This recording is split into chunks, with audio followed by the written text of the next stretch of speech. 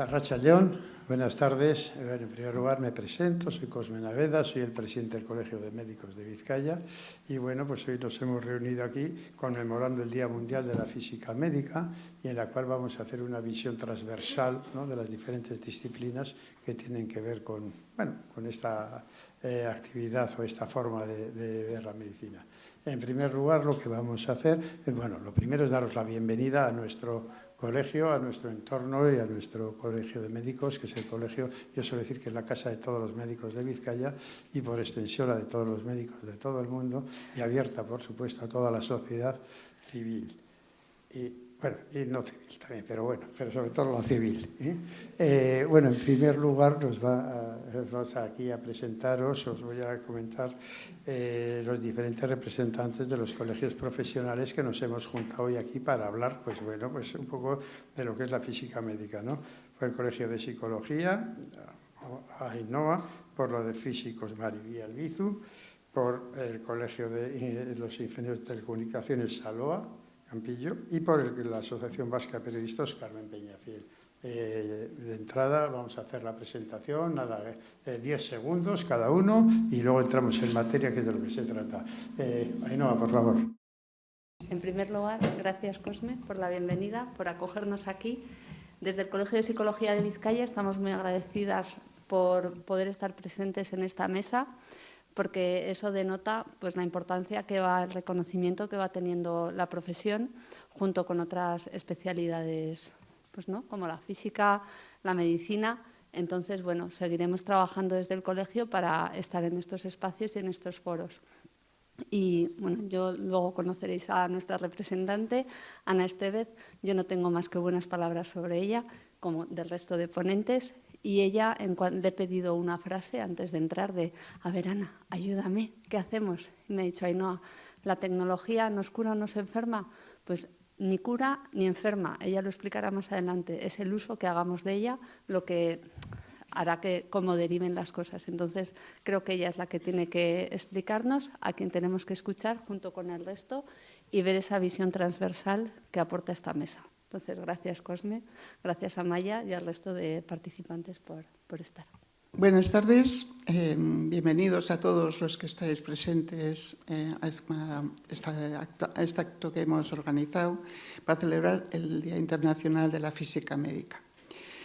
La física médica tiene, a mi entender, un gran campo de desarrollo y donde el físico está realizando un papel muy importante en el tratamiento de enfermedades cancerígenas.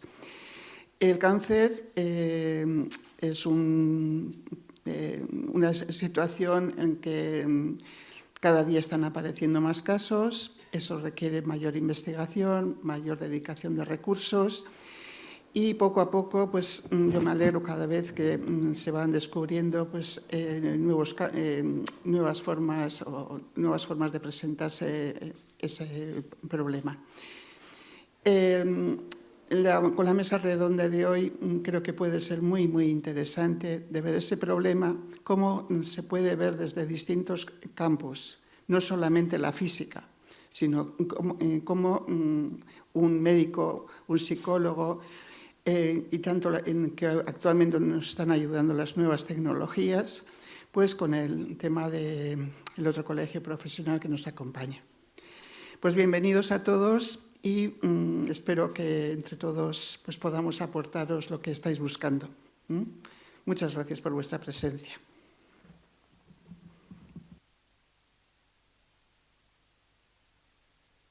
Eskerrik asko, lehenik eta bain Bizkaiko medikuen elkargoari lekua guzteagatik.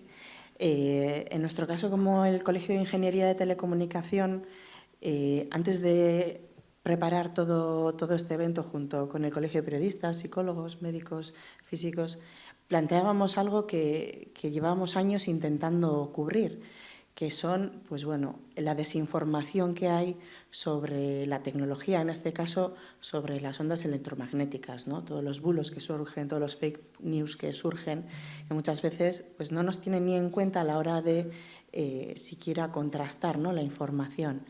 Entonces, planteábamos que la tecnología, en este caso las emisiones radioeléctricas, las ondas sirven para muchísimas cosas, para comunicarnos, pero estamos con el Colegio de Médicos, con los físicos, también para salvar vidas muchas veces, porque los equipamientos con las mediciones, pues bueno, salvan vidas, ¿no? Un TAC, una radiografía, al final son ondas que viajan. Por lo tanto, nos parece vital nuestra visión de cómo podemos diseñar herramientas, cuáles o cómo son las ondas electromagnéticas, qué dice la ley también ante todo eso, ¿no? Y bueno, poner a escala, ¿no? A veces hay que poner un poco a escala las cosas o ver un poco, o poner diferencias simples con las que muchas veces se entienden cosas complejas y las que, bueno, nos quitan esos miedos que a veces también hay gente a la que les hacen sufrir pensando en qué me puede estar ocurriendo si el mundo está lleno de ondas electromagnéticas o no. Pero bueno, en nuestro caso daremos ese matiz tecnológico de cómo funciona y bueno, y poner un poco el contexto, que es importante. Así que eskerrik asko. Buenas tardes. Yo, en nombre de nuestra presidenta y decana Maya Goicoechea, y también en el de la Junta Directiva del Colegio y la Asociación Vasca de Periodistas, pues quiero daros la bienvenida a todas las personas que os habéis acercado esta tarde aquí al Colegio de Médicos de Vizcaya, aún estando programado el partido del Athletic a las 7:15.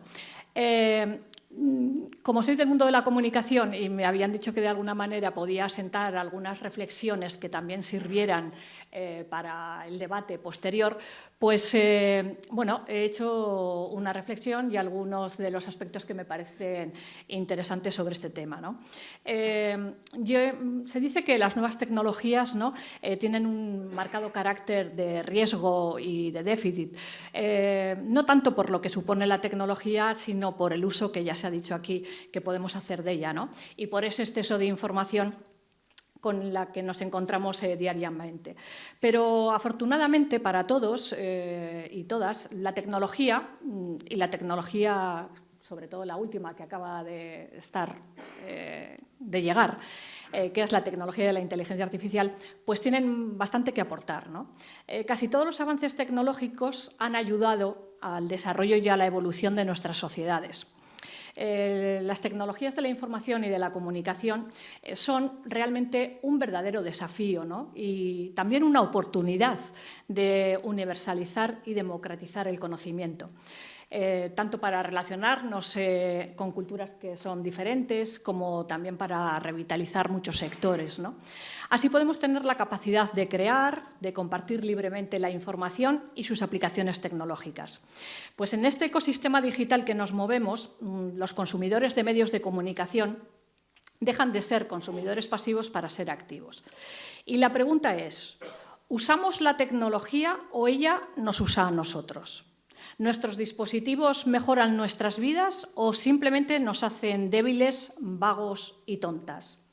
Bueno, estas son preguntas más antiguas de lo que creemos, porque siempre hemos recibido las nuevas tecnologías con esa mezcla de fascinación y de miedo, pero al final, ¿no?, nos acostumbramos, la novedad va desapareciendo y luego lo convertimos en hábito. Pues bien, la utilización de la tecnología en el ámbito de la salud tiene una larga historia y yo no me voy a poner aquí a hacer historia de la salud porque hay gente que sabe mucho más que yo sobre medicina y salud en general. Pero sí que podemos decir que los avances tecnológicos han posibilitado el desarrollo de muchos aspectos que podríamos mencionar, pero que yo solamente voy a ejemplificar con algunos, ¿no? Por ejemplo, los biomarcadores, ¿no?, que son más objetivos, más eficaces, a diferencia de los síntomas, que son percepciones que tiene el paciente sobre su salud o sobre la enfermedad. Bien, pues las tecnologías portátiles de registro de actividad cardíaca y cerebral o los biomarcadores en diabetes de tipo 1 han supuesto una gran revolución para la salud pública y para el bienestar de las personas. Así, y en relación con la inteligencia artificial, una de las más novedosas tecnologías, como os comento, ¿no?, ofrece grandes expectativas para mejorar la prestación de atención de la salud y la medicina en todo el mundo, siempre y cuando eso sí, y lo dejo muy claro, cuando la ética y los derechos humanos ocupen un lugar central en esta concepción y en esta utilización, lógicamente. Por ello, la inteligencia artificial también pues, permite que pacientes que les ayuda a tener un mejor control de salud, ¿no? Y a comprender también mucho mejor la evolución de sus necesidades. Además, también pues, puede facilitar el acceso a los servicios de salud en aquellos países que tienen escasos recursos o en aquellas comunidades rurales, ¿no? Donde los pacientes a menudo tienen dificultades para acceder al personal sanitario. Si nos fijamos en el mundo del periodismo, y como representante del colegio que soy, pues la inteligencia artificial se utiliza también para interpretar, para organizar, para presentar noticias en forma legibles gracias pues a los datos que tenemos, ¿no? Y en ocasiones sirve para complementar ese trabajo periodístico, sugiriendo temas que están basados en tendencias que se detectan en las grandes bases de datos, o también se utiliza la IA para ofrecer noticias personalizadas y adaptarse así a diferentes audiencias. Pero siempre hay peros. Con la IA y con las redes sociales también, y ha hecho mención Saloa, han proliferado las noticias falsas, que consiguen engañarnos muy fácilmente y suponen una gran amenaza para la sociedad actual. Con la desinformación, la ciudadanía va perdiendo un poco pues, esa confianza que tiene, ¿no? Sobre las fuentes de información y, al fin y al cabo, el periodismo, lo que trabajamos con criterio, tienen que ser las distintas fuentes. Recientemente lo hemos visto también con la catástrofe que ha causado la Dana. Pero lo cierto es que, teniendo en cuenta estos riesgos, nos encontramos en esa quinta revolución industrial que ya se ha llamado, y que va a cambiar muchos puestos de trabajo, ¿no? Algunos se van a eliminar, van a aparecer otros. Incluso ahora mismo no sabemos ni qué puestos, ¿no? O qué tipo de trabajo se va a realizar dentro de 10 años, por ejemplo. Pero la nueva tecnología de inteligencia artificial es una mezcla entre ciencia, filosofía y mucha tecnología. Y todo va a depender, como decíamos antes, de cómo se utilice y también de los componentes que tenga ese sistema de IA.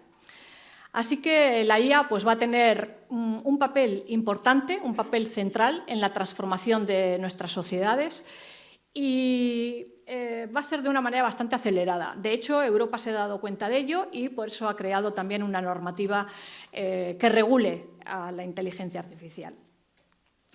Debemos también tener en cuenta que los sistemas de IA deberían diseñarse cuidadosamente a fin de reflejar pues, un poco la diversidad de los entornos socioeconómicos.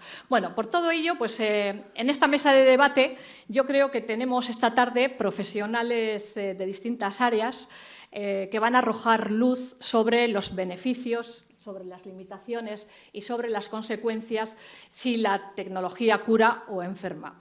Un tema, por cierto, con muchas aristas y con distintas percepciones, aunque los avances tecnológicos forman parte de nuestra evolución, de la evolución de la humanidad, ¿no? No nos podemos oponer, pero sí debemos de tener el compromiso de establecer el mejor desarrollo social. Por mi parte es todo y doy la palabra pues, a nuestro querido presidente del Colegio de Médicos de Vizcaya. Bueno, pues muchas gracias, Carmen, por esta presentación, ponencia que has hecho. Creo que es importante. Es que realmente yo creo que tenía que haber formado parte de la mesa, pero bueno, está muy bien, genial. Bueno, yo creo que ahora ya tenemos que entrar en el lío, vamos a los ponentes de la mesa como tal. Gracias a todos por venir, soy Juan Carlos de Rojo, periodista y bueno, pues con la asociación y con el Colegio de Periodistas es un honor el poder participar en este acto. Cosme Naveda, el presidente del Colegio de Médicos de Vizcaya, es especialista en medicina familiar y comunitaria. Le hemos escuchado ya, Cosme, gracias por dejarnos tu casa. Ana Estevez, doctora en psicología, profesora de la Facultad de Ciencias de la Salud de la Universidad de Deusto. Hola, Ana. Gracias también. Fernando Plazaola es catedrático de Física Aplicada en la Universidad del País Vasco, decano de la Facultad de Ciencia y Tecnología y director de los cursos de formación de supervisores de instalaciones radiactivas en ámbitos como radioterapia y medicina nuclear en la UPV. Gracias también a ti, Fernando. Y Juan Manuel López Garde, ingeniero de telecomunicaciones y profesor de la Universidad de Deusto.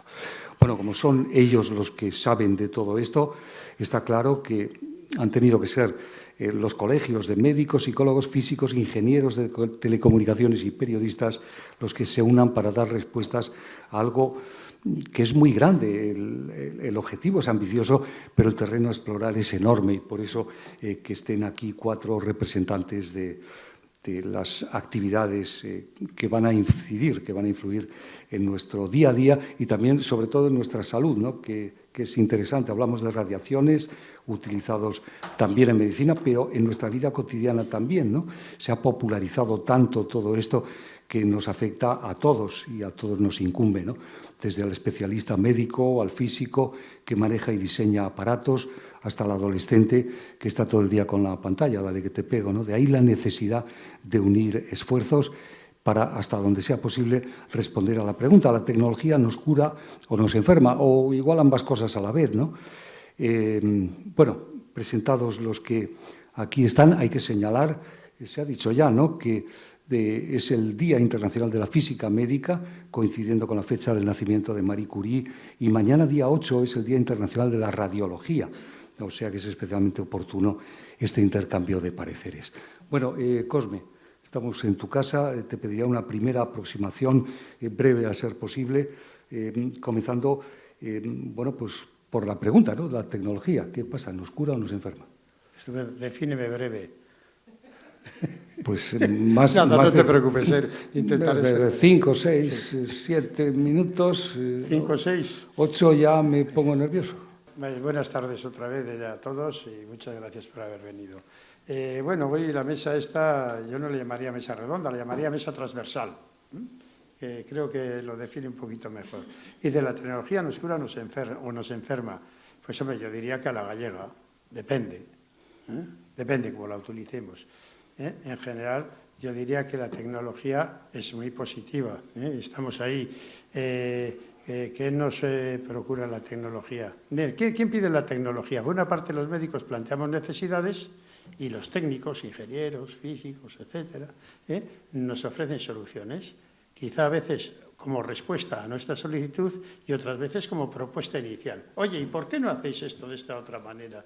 Porque tenemos esto allí tal cual. Bueno, pues yo creo que de esa simbiosis y de esa colaboración, pues bueno, pues han nacido todos estos avances que, como pongo aquí en esta diapositiva, pues lo que nos permiten fundamentalmente es hacer una detección precoz de enfermedades, de problemas de salud. Entonces, esos problemas de salud, pues a veces estamos buscándolos, vamos directamente a buscarlos con todas estas grandes tecnologías, ahora haré un pequeño esbozo de ellas, y otras veces resulta que las encontramos de forma casual, estamos mirando otra cosa y gracias a toda esta tecnología decimos, ahí va, ¿qué es esto que hay aquí?, ¿no? Joder, pues mira, pues vamos a enfocarlo un poquito aquí porque aquí parece que hay algo, ¿no? Con lo cual se favorece ese diagnóstico precoz. Y al hacer un diagnóstico precoz lo que genera fundamentalmente es una intervención precoz también. Con lo cual esa intervención precoz siempre va a ser más exitosa que si la demoramos en el tiempo, pues porque las complicaciones de ese proceso nosológico, de esa enfermedad, pues han evolucionado mucho más y han creado muchas más complicaciones que evidentemente son más difíciles luego de solucionar, ¿no? Bueno, pues por ejemplo, tenemos aquí lo de las imágenes médicas, todas estas. Realmente el diagnóstico por imagen desde hace un montón de años nos parece importantísimo. También es un poco perverso, es un poco perverso en nuestra actividad como profesionales, como médicos. A veces enseguida vamos a tirar de esto, vamos a tirar del otro, toma resonancia, sírvete una resonancia, ni te toco la rodilla. Luego hablaremos un poquito de esto, ¿no? Pero bueno, la verdad es que los diagnósticos por imagen, vamos, están ahí con todas estas que os tengo puestas ahí y alguna más que hay, pues bueno, nos facilitan muchísimo las cosas. Pero claro, pero es que cuando detectamos algo, la tecnología también nos procura el tratarla de otra manera diferente. Pues por ejemplo, con la cirugía robótica, que os pongo ahí, que es menos invasiva, el campo se ve mucho mejor, es un poquito más, va más al asunto, es más difícil equivocarse y cortar un poquito más allá, O sea, funciona un poquito mejor. Y luego tenemos la cirugía mínimamente invasiva, que decimos, por ejemplo, ahí en las imágenes estas, os pongo unas imágenes de un catéter que se hace, eso es una arteria, con en la de arriba una arteria con una placa de colesterol, una placa de ateroma, en la cual metemos un catéter, metemos ahí una sonda con un globo que llega, se infla el globo, presionas la placa esta de grasa contra la pared, con lo cual la luz del tubo de la arteria, pues bueno, de estar así estrechito, está mucho más ancho, con lo cual has evitado, si es una cuestión de una coronaria, por ejemplo, el que tenga un posible infarto al cabo de poquito tiempo. Pues eso. ¿Y cómo lo hemos hecho? Pues bueno, pues de una forma muy poco invasiva, y gracias pues a la labor de todos estos técnicos que saben hacer de estas cosas, y que nos las han proporcionado y hemos pedido.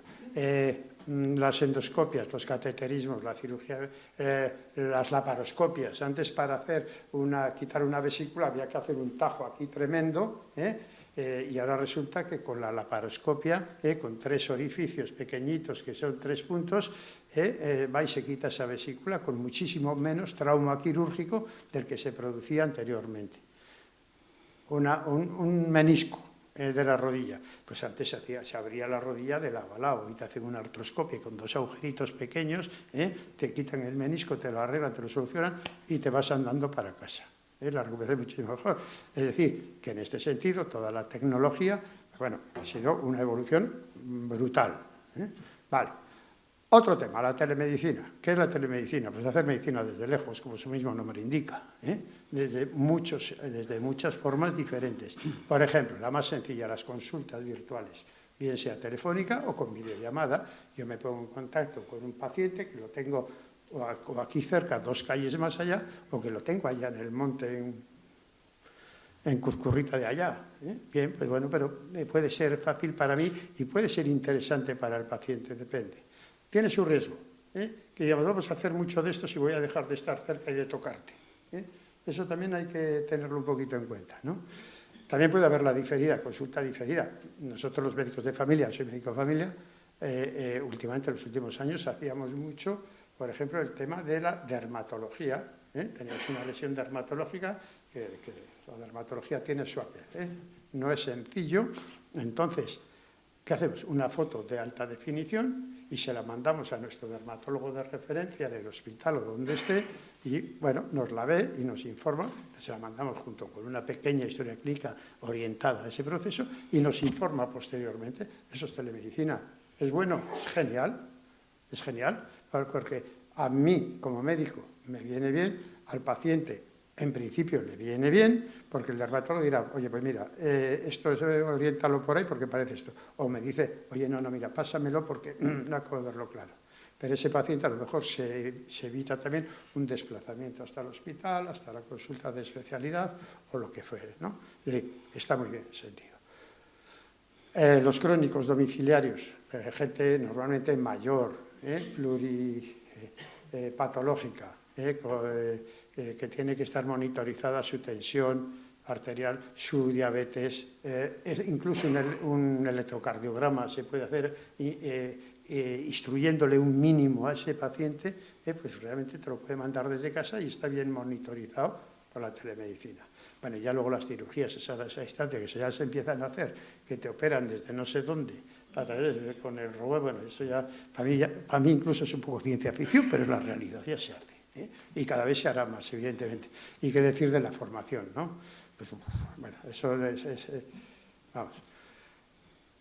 ¿Qué nos ha proporcionado la tecnología, por otro lado? Pues hacer la secuenciación del genoma humano, por ejemplo. El poder intervenir entre esos aminoácidos que forman la cadena de ADN y tal, e incluso cambiarlos y demás, ¿no? Con lo cual ya nos metemos ahí en la genética, en la genómica, en todo este tipo de cosas y demás. ¿Y qué nos hace esto? Pues bueno, pues por ejemplo, orientarnos a lo que ya no es ciencia ficción, ya es la medicina de precisión que ya se empieza a hacer. Es decir, la que tiene en cuenta la carga genética, los factores ambientales y el estilo de vida.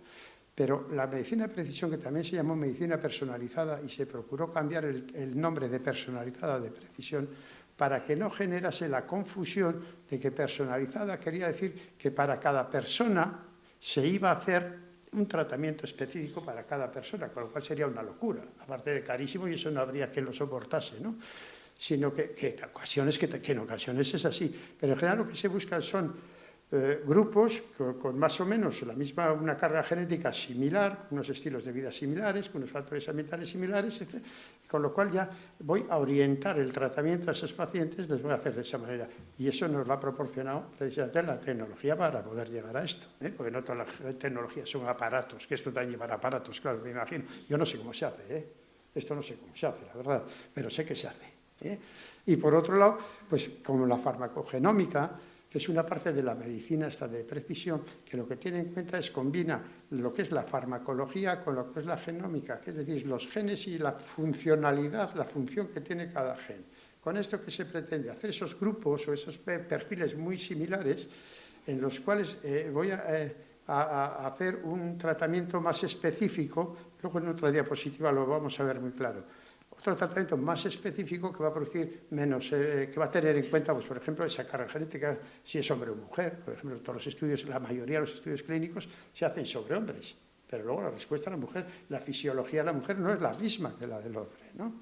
Entonces, teniendo todo esto, y no digo solo por el hecho de ser hombre o mujer, sino con muchos más condicionantes, pues ya se hace un tratamiento mucho más específico, que como vamos a ver enseguida, lo va a enseñar, mejora muchas cosas. Bueno, después, pues la terapia génica, hoy en día, en el cáncer, yo creo que es donde más evolucionada está, y la inmunoterapia, pues 3/4 de lo mismo. Y bueno, medicina personalizada, perdón, a mí me gusta más la precisión. Bueno, mira, tenéis aquí, pues no sé cómo lo estáis viendo, me imagino que a la izquierda, donde está solo una cápsula, ¿no? A ver, no, bueno, por aquel lado de la diapositiva. Bueno, bien, donde pone tratamiento único, eso es lo que hacemos hasta ahora. Es decir, hay una enfermedad, hay este proceso y hay este tratamiento. Luego tú le aplicas las dosis en función de peso, en función de tal, en función de cuál, ¿no? Entonces, ¿eso qué produce hasta hoy en día? Lo que se ha visto que hace, pues como efectos adversos importantes, bueno, bastante importantes. En ocasiones que su eficacia no es muy allá, no está... Y realmente con una eficacia potente, pues bueno, pues sí, efectivamente, muchas veces va bien. Pero cuando ya se hace ese tratamiento personalizado, que como veis aquí está dependiendo del análisis génico, de los biomarcadores, de los estilos de vida, del entorno y demás, ya no son todos, como veis ahí, que son todos están en el mismo grupo. Aquí ya se separan en 3 grupos diferentes, porque son de otras peculiaridades ya diferentes. Entonces, a cada uno de ellos se propone un tratamiento con la cápsula esa azul y granate, por poner, eso no tiene nada que ver.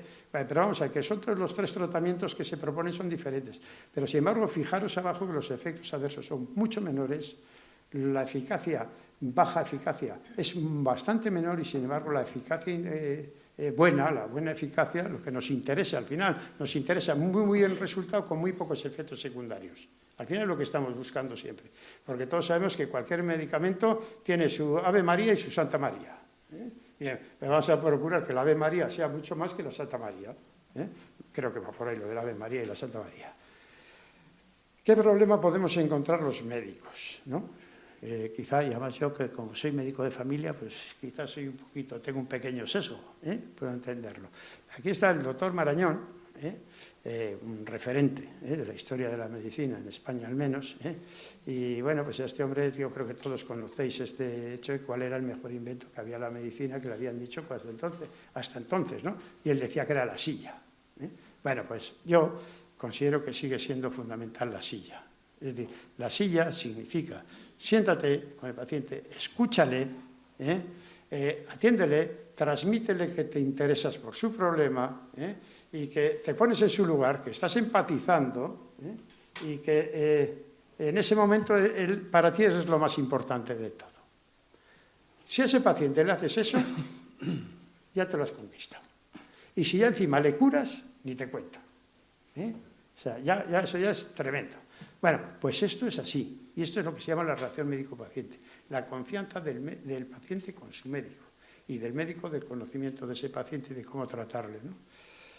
Y bueno, pues yo creo que la tecnificación excesiva a veces nos hace el decir, bueno, espera, espera, te voy a hacer estas pruebas, y el paciente dice, si casi no me ha escuchado. Bueno, pues igual no lo tenemos que hacer mirar, ¿no? Nos medicalizamos la vida.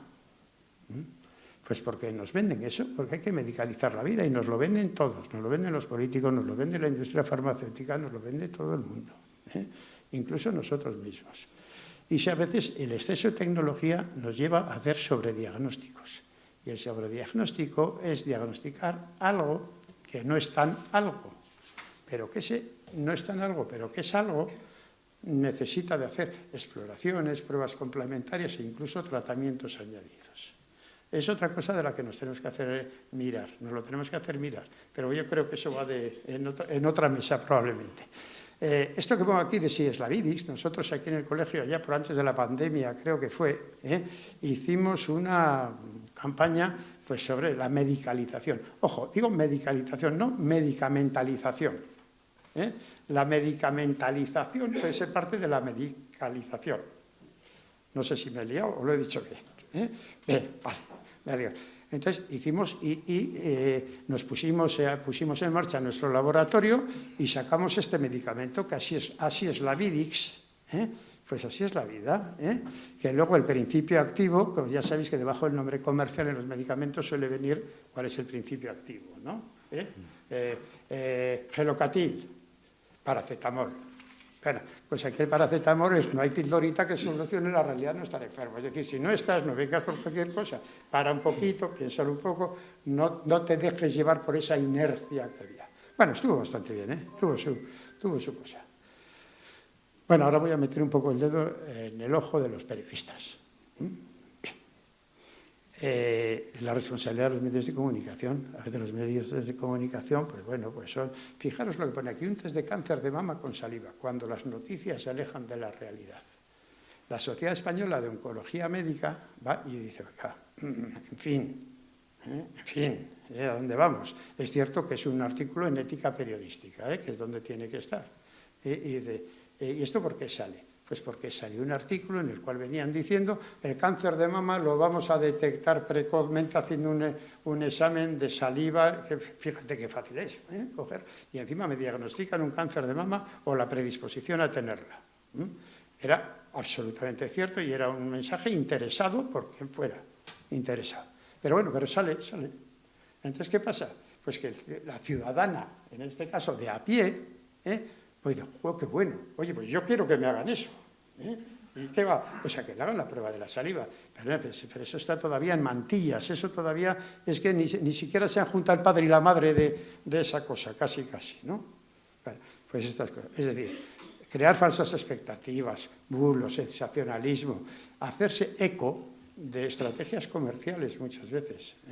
Pues claro, la prensa, y digo la prensa general, la prensa especializada, la científica y todas, ¿no? O sea, todos viven, hay que poner publicidad, porque al final es la que paga el tema, y es de lo que al final cobran los que trabajan ahí. Y aquí trabajamos para vivir y sobrevivir, sobre todo para vivir, si es posible.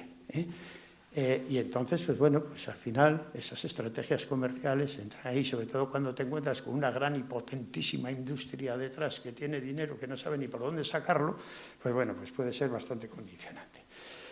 Y bueno, ya para termino. Yo simplemente voy a dejar aquí estas reflexiones, que no voy a responder a ellas, simplemente las dejo ahí para que cada uno las pensemos un poquito y veamos qué hay. Son más o menos de tendencia un poco negativa, ¿no? De ver un poco la parte negativa que puede tener todas esas bonanzas que tiene la tecnología aplicada, la tecnología en la medicina. Vamos, nadie va a decir que es perversa, que es mala, en absoluto, todo lo contrario. En todo caso, los perversos seríamos nosotros, seríamos los pacientes, seríamos los médicos, seríamos todos, pero seríamos las personas, las actitudes de las personas. Ahí se queda. Muchas gracias a todos.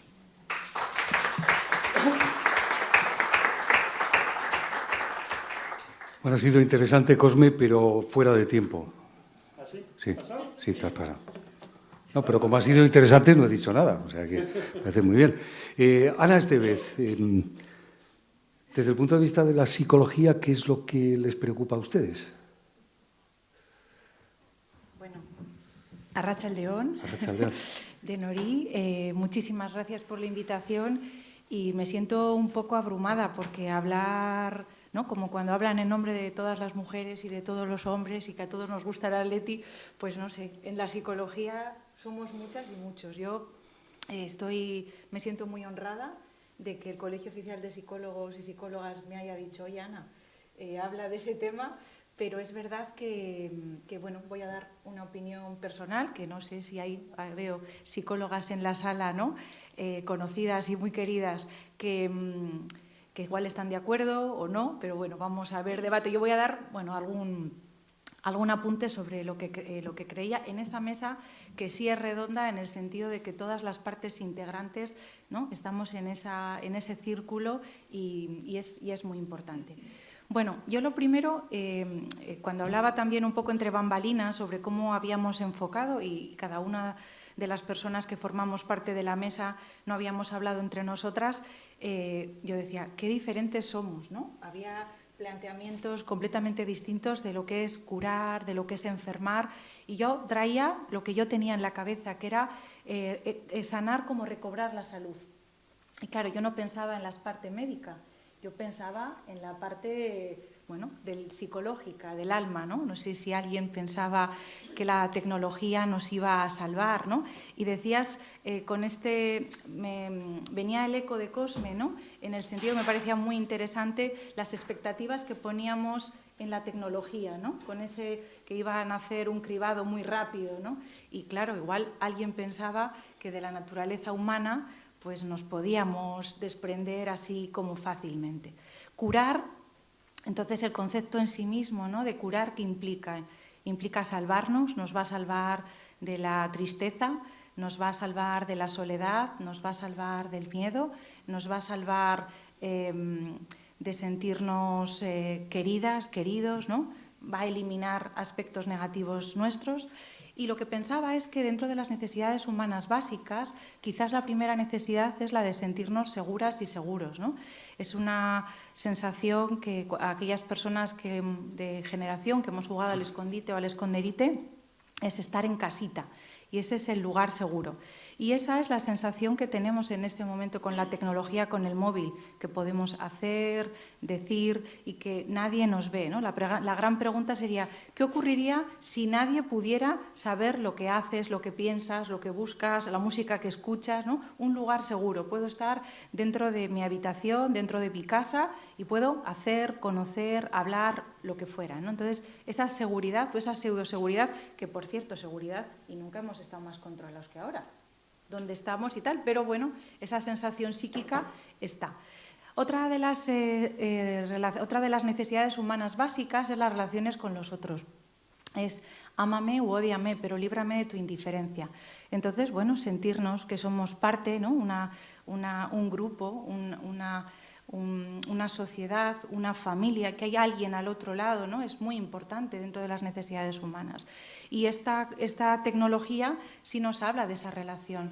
Hace poco, me invitaron a un foro que tenía que ver con personas, psicólogos y psicólogas penitenciarias, y decían que con la situación del COVID habían empezado dentro de prisión las videollamadas y el cambio importante que había dado en personas que estaban al otro lado del charco, poder hablar con sus familiares, poderles acercar, la soledad de muchas personas mayores, ¿no? Entonces, la relación con los demás es muy importante. Otra necesidad humana básica que puede traer la tecnología es la sensación de autonomía, de sentirnos, bueno, que nosotras y nosotros podemos tomar decisiones sobre qué hacer. Llevamos un teléfono para hacer muchísimas cosas, ¿no? No es como antes, que tenías que ir al teléfono del pueblo para hacer las llamadas. Yo lo he conocido, ¿sabes? Y que estaba la señora escuchando, ¿sabes?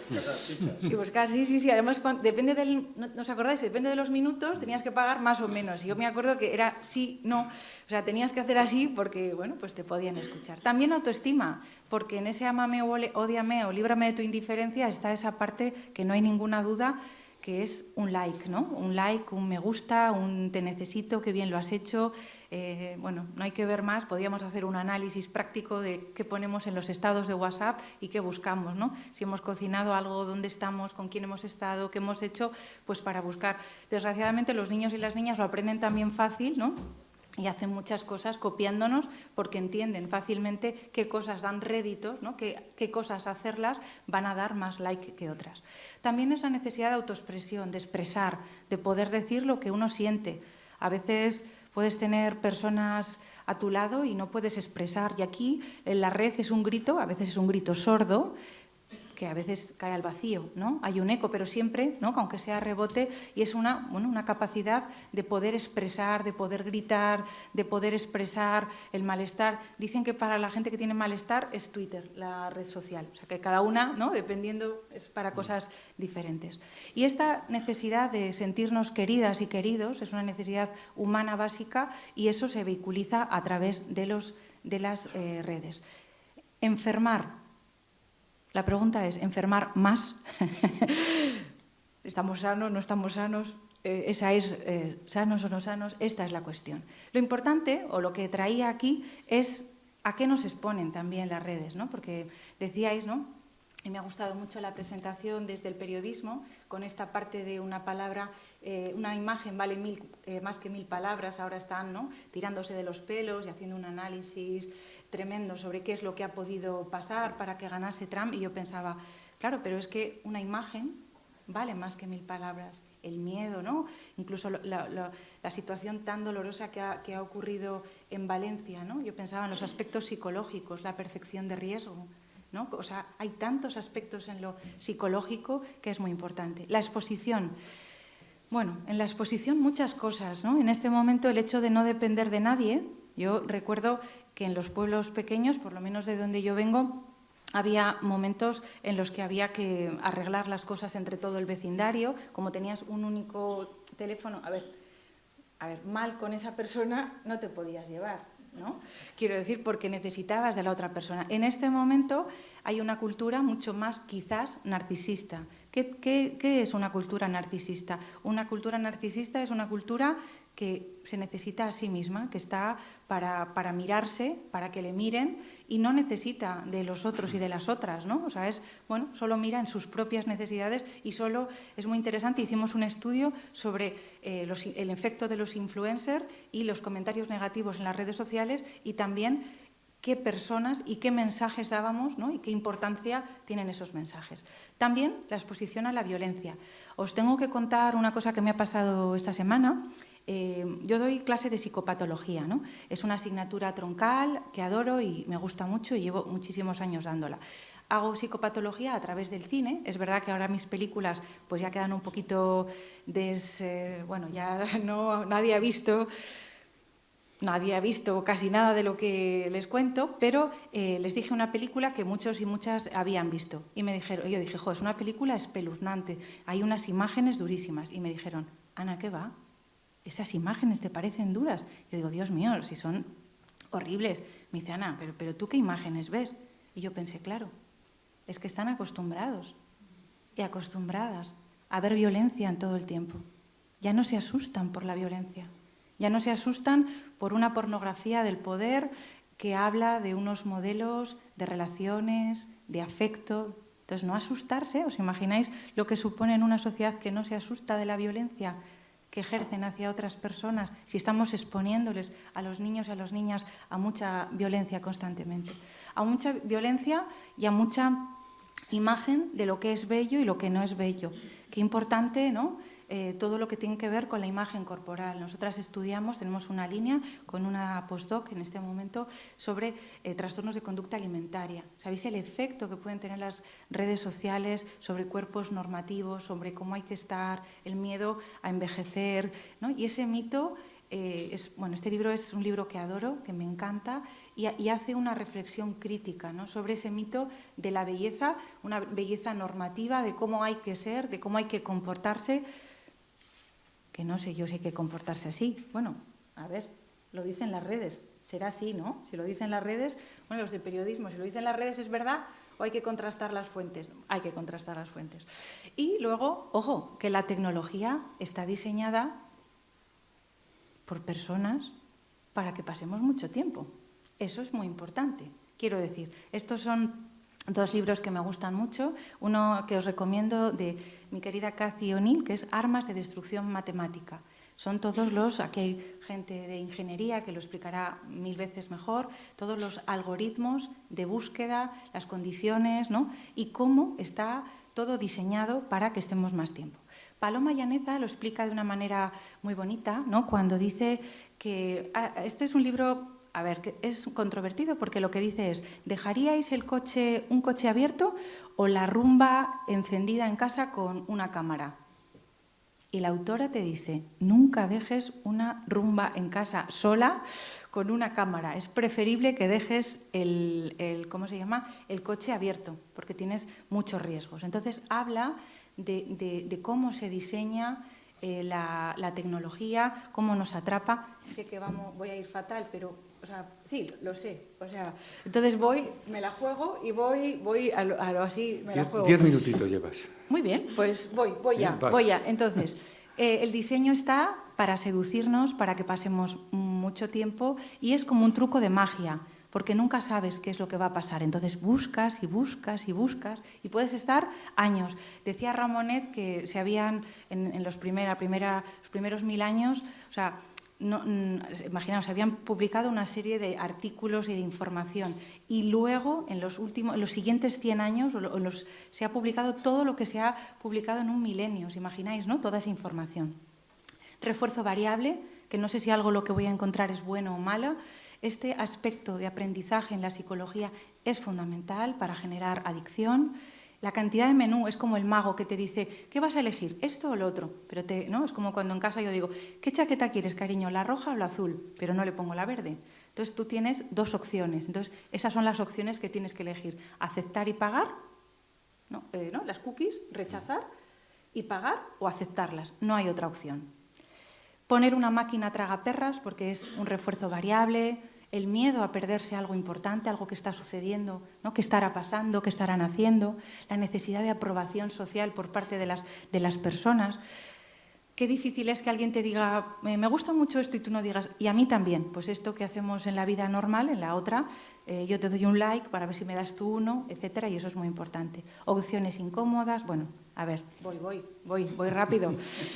Rápido y muy, muy rápido. Entonces, es un sonido que hay que obedecer, es un mandato que hay que obedecer. Cuando suena el móvil dejamos de hacer cualquier cosa, aunque sea importante. Porque es el mandato.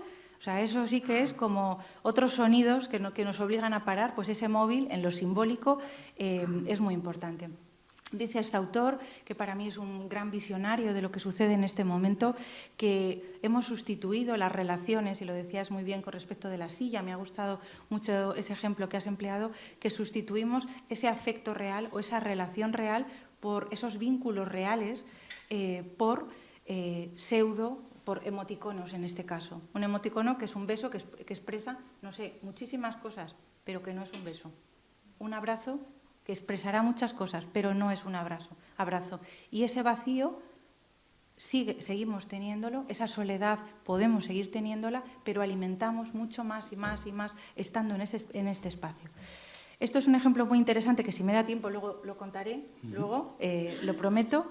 Esta es una autora que me gusta mucho, solo te digo eso, que me encanta, Eva Illouz, que te voy a decir yo de ella, que no sepáis, que habla de las relaciones en este momento, unas relaciones en las que probablemente la gente, ¿no?, sienta como siempre que, como en la tecnología, que siempre hay algo mejor, relaciones muy líquidas, y cómo cambia, ¿no?, también lo que nos rodea, porque hay una pregunta que es muy importante. La genética afecta al comportamiento, el comportamiento afecta a la genética, el contexto afecta a la genética y el contexto afecta al conocimiento, a la conducta y al comportamiento. Todo está implicado, el contexto es fundamental. La inteligencia artificial, que me ha gustado mucho lo que has mencionado, curar o enfermar.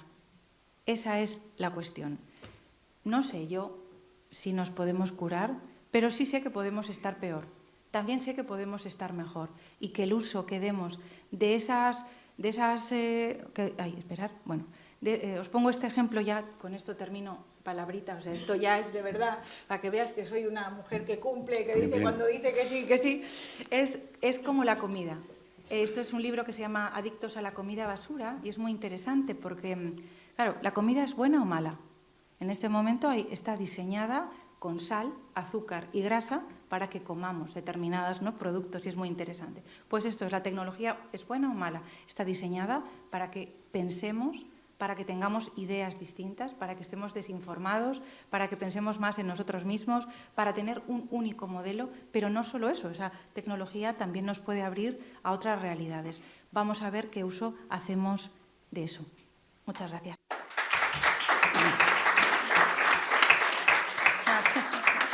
Bueno, pues también se ha excedido el tiempo, pero como era interesante, pues como con Cosme, ¿no? Aunque los dos parecían gallegos, porque que depende, sí o no, nos cura, nos enferma.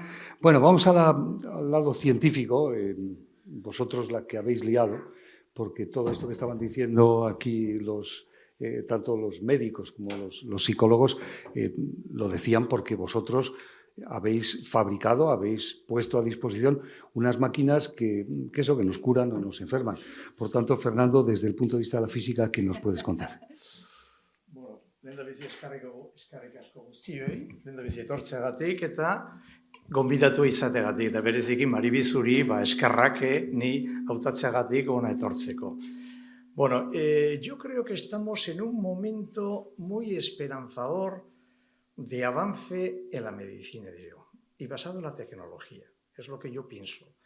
Y además, me parece que una de las razones siempre ha sido la medicina, ha tenido, siempre yo creo que todos los desarrollos, avances que han hecho, y en todos los momentos ha habido fundamentalmente ha sido muy interesante, por decirlo de una forma, pero ahora se añade otro punto que antes no existía tan claramente, es la interdisciplinaridad que existe en todo este campo, ¿no? Yo creo que eso es importante. Voy a poner un ejemplo. Hace el 2013, una secuenciación de una edición genética a través del CRISPR, es decir, cosas exotéricas, pues le dieron el premio Nobel porque lo habían descubierto. Y están en estos momentos que se va a aplicar a humanos. Es decir, que es una cosa muy importante y muchas cosas y muy abiertas. Ya hemos oído las cosas que nos ha comentado Cosme y luego todo relacionado con la psicología, ¿no? Bueno, yo voy a ser como físico, voy a ser más concreto en ese asunto.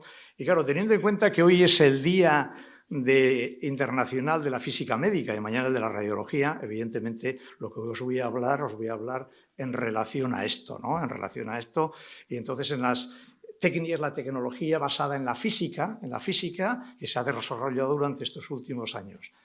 Claro, cuando hablamos, y está dentro del ámbito del si curar, como el título dice, si nos cura o nos enferma, ¿no?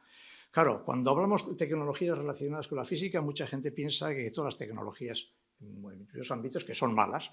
Bueno, yo diría que no hay ninguna tecnología mala, todas sirven para cada cosa y cómo hay que utilizarla depende de ello. Pero en la física también pues ha habido unas tecnologías que hoy en día se utilizan mucho, la resonancia magnética de imagen o nuclear, es decir, que yo creo a mi entender es totalmente inocuo, o el electrocardiograma, por ejemplo, que son totalmente inocuos. Pero hay otras tecnologías, evidentemente, que tienen efectos secundarios, que hacen el Ave María y me gusta y el Santa María también, en este caso. Y claro, yo creo que estos están relacionados con las radiaciones ionizantes, ¿no? Radiaciones ionizantes. Y además, cuando oímos la palabra radiación, muchas veces nos viene a la cabeza, la radiación mata, es lo que dice. Pero en este caso la radiación no mata, sino que trata de curar, trata de sanar. Y yo creo que está obteniendo en esa dirección unos resultados muy buenos. Claro, y además hay que distinguir con la utilización de la tecnología entre dos campos totalmente diferentes, el del diagnóstico y el de la terapia. Y claro, yo creo que el diagnóstico, y además te voy a comentar unas cosas que has comentado tú relativos al doctor Marañón, dice, yo tengo apuntado, es la piedra angular de la actividad sanitaria, eso es lo que he leído, la tarea asistencial fundamental y el mayor reto para todos los profesionales sanitarios.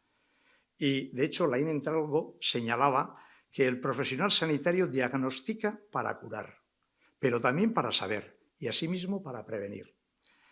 Pero, claro, como ha aparecido en tu caso, que hay distintos tipos de sanitarios actualmente. Los clásicos, en este caso estamos el el que has representado, es decir, los sanitarios que lo que intentan y lo que piensan que lo más importante es la historia clínica, la exploración física, y por otra parte tenemos los sanitarios, vamos a decir, modernos, que no quiere decir que se puede mezclar, en el que piensan que todo se puede basar en la información que viene de las nuevas tecnologías, ¿no? Quiere decir que hay una dicotomía y evidentemente, como en todas las cosas en la vida, normalmente ni uno ni otro es lo que vale, si una cosa, una mezcla, un híbrido de ellos es lo importante. Y teniendo en cuenta el día que hoy, yo creo que para explicar si la tecnología en el campo que os voy a comentar de las radiaciones ionizantes de alguna forma cura o enferma, voy a retrotraerme a hacer un poco de historia y me voy a retrotraer a la persona que hoy mismo nació y debido a ella es el Día Internacional de la Física Médica, Marie Curie.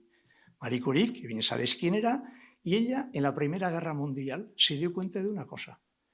Entonces ya Röntgen había descubierto los rayos X unos años antes y ella dijo, todos los cirujanos que están en el frente de batalla, cuando llegan las balas y todas las deficiencias que tienen los pacientes, los soldados, ¿cómo lo hace una bala? En aquel momento, pues simplemente verlo o va con el dedo dónde puede estar.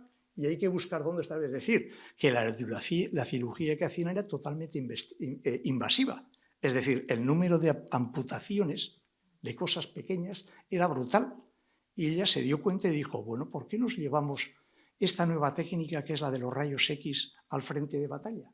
Entonces, ella, de hecho, hizo ella fue la que los diseñó, etcétera, se sacó el carnet de conducir y fue una de las primeras mujeres en Francia que sacó el carnet de conducir. Entonces hizo 20, vamos a llamar, 20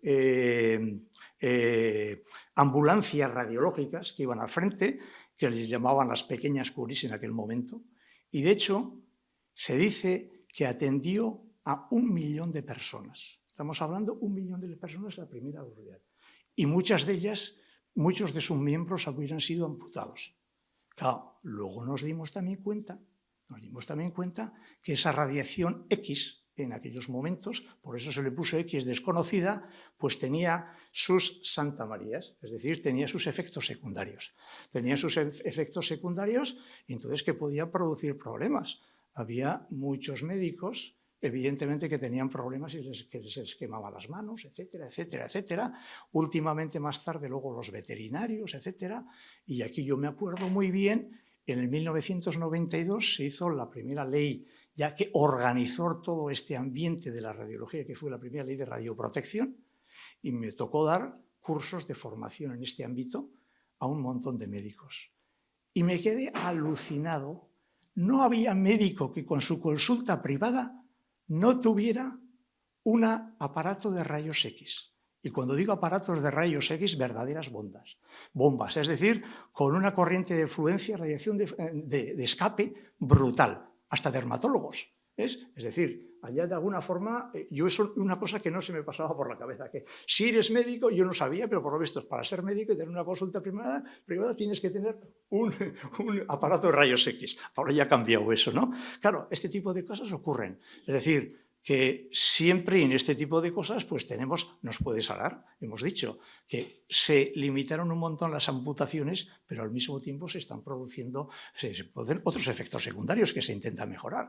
Me acuerdo también que antes en todas las escuelas nos venía un autobús con el equipo de rayos X, no el de Marie Curie, uno ya más avanzado, y nos hacían radiografías a todos. Eso también se terminó. O los fluoroscopios, que aquello no únicamente el paciente, sino también el médico, estaba expuesto una barbaridad a ellos. Es decir, que ahí se puede curar, pero también hay que tener en cuenta que hay efectos secundarios y hay que limitarlos, ¿no? Limitarlos. Y eso desde antes. Y bueno, cuando vamos a ir un poquito para adelante, también con los rayos X, a partir de 1970, 80 diría ya, ha habido una serie de premios Nobel de medicina que se ha dado fundamentalmente a físicos, químicos, matemáticos, ingenieros, no matemáticos, no, químicos, ingenieros, en los que se utilizan fundamentalmente, vuelvo a decir, técnicas de imagen, ¿no? técnicas de imagen. Y la más conocida es la resonancia magnética nuclear, o MRI, que actualmente se utiliza en todos los lugares, que en principio, desde mi punto de vista, es inocua, pero tenemos, por ejemplo, el TAC, ¿no? O el SCARNES, la tomografía axial computerizada, que evidentemente esto ha sido un avance revolucionario. Fue un avance revolucionario porque se podían detectar dónde estaban los tumores, en qué lugar estaba, porque una radiografía es un plano bidimensional. Estos son un montón de radiografías que se sacan desde distintos ángulos y entonces se puede hacer una composición tridimensional y a partir de ahí se puede determinar. Yo soy un paciente oncológico y todavía me hacen TACs. Eso es una cosa que nos hace. Y encima me quedo contento. Mira, qué bien, todavía sigo bien. No me ha pasado, ¿no? Ese tipo de cosas quiere decir que tenemos que tener en cuenta. Yo estoy hablando de diagnóstico todavía, luego han aparecido también, y hay críticas también, tenemos el asunto de las mamografías.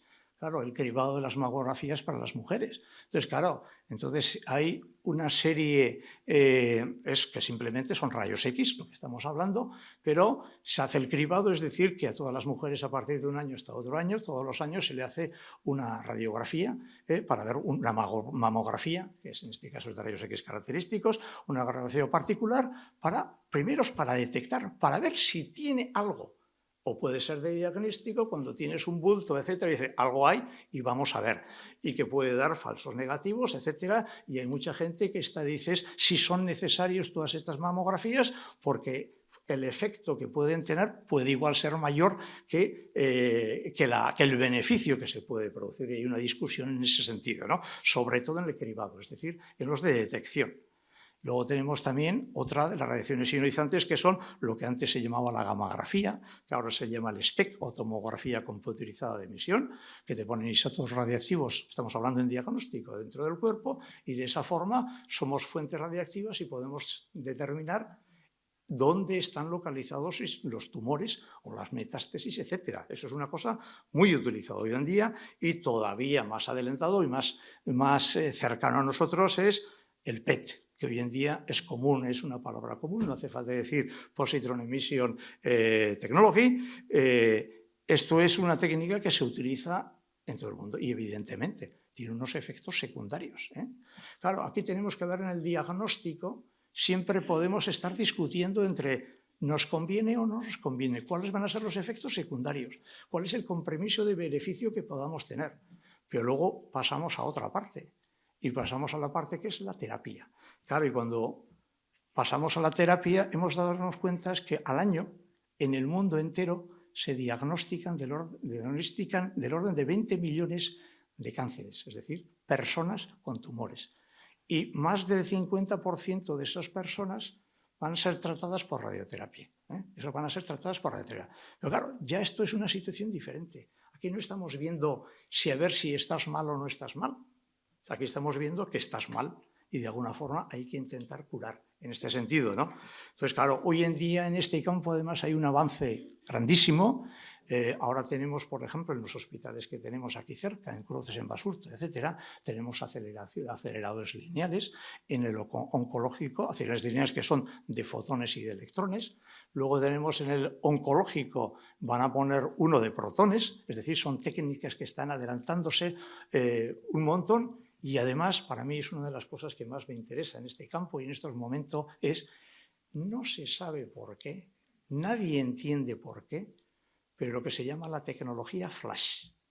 Es decir, vosotros sabéis que a uno cuando le dan radioterapia, y yo he sido paciente de radioterapia, pues era oncológico, pues normalmente nos dan una radiación que es fraccionada, se da unas de determinados tiempos, normalmente suelen ser lo que se llama, el valor es lo mismo, del orden de 40 grays, que suelen dar en unas cuantas sesiones, que pueden llegar hasta los 20 sesiones. Es decir, que se da una dosis que si lo miráramos al cuerpo entero, es muy grande y no quiero decir más, pero está localizado en determinado punto y lo que se trata siempre, porque es lo que se trata de hacer es dañar el elemento que está enfermo, el tumor, pero todos los tejidos adyacentes, que ese es el objetivo de la radioterapia, se mantengan sanos. Claro, se consigue, o a veces más, a veces menos. Hoy se ha avanzado un montón en esa dirección, pero ahora está en prueba, se ha visto que si esa misma dosis se da en una tasa muchísimo mayor,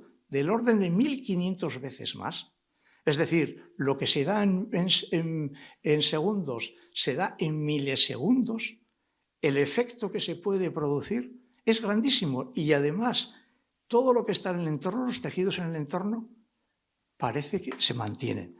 El problema nadie entiende por qué, o sea que está en proceso. Vuelvo a decir que en este campus también es importante. Y ya para terminar, decir que si la tecnología cura o enferma, pues cura y enferma.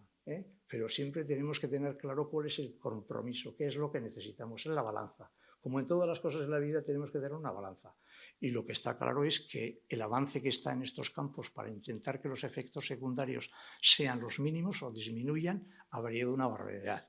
Yo me acuerdo, lo conocí, la bomba de cobalto en basurto, y los aceleradores lineales que llevó. Estamos hablando de otros mundos totalmente diferentes, en este caso. Bueno, pues eso es lo que os quería comentar, la balanza, que es lo importante. Gracias.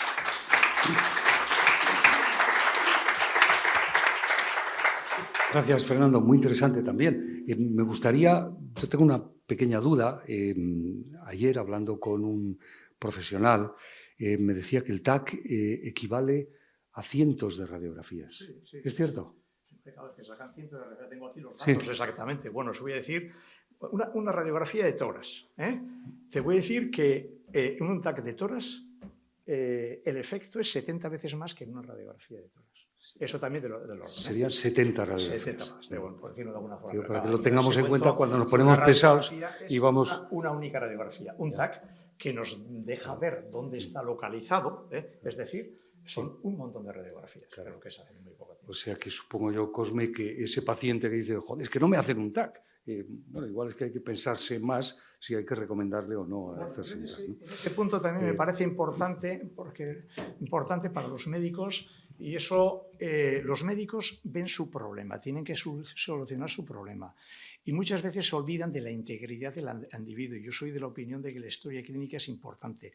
Hay que ver, y ellos quieren solucionar, quieren ver. Y claro, se pueden hacer técnicas de imagen que pueden ser invasivas, como en estos casos, pues hay que hacer un número limitado. Y además, cuando una persona está sufriendo diferentes enfermedades, yo creo que hoy no ocurre, pero que tendría que haber contactos entre los médicos, mucho más para limitar todo este tipo de cosas. Eso está claro. Gracias, Fernando. Bueno, Juan Manuel, vosotros sois los responsables de que esto sea universal, todo el mundo esté con ello. No sé qué sensación tenéis los ingenieros de telecomunicaciones. ¿La habéis liado bien? Bueno, yo la verdad que cuando vi el título de la charla dije, bueno, los ingenieros de telecomunicación no somos médicos, no somos psicólogos y tampoco somos físicos. Y bueno, realmente sí que trabajamos el mundo de la electrónica y el mundo del aparataje, ¿no? Pero yo no he venido a hablar de eso, ¿no? Yo, los ingenieros de telecomunicación también, hablabas antes de la telemedicina, pues diseñamos equipos que permiten transmitir información a distancia, ¿no? Que es la raíz de lo que es la telecomunicación, ¿no?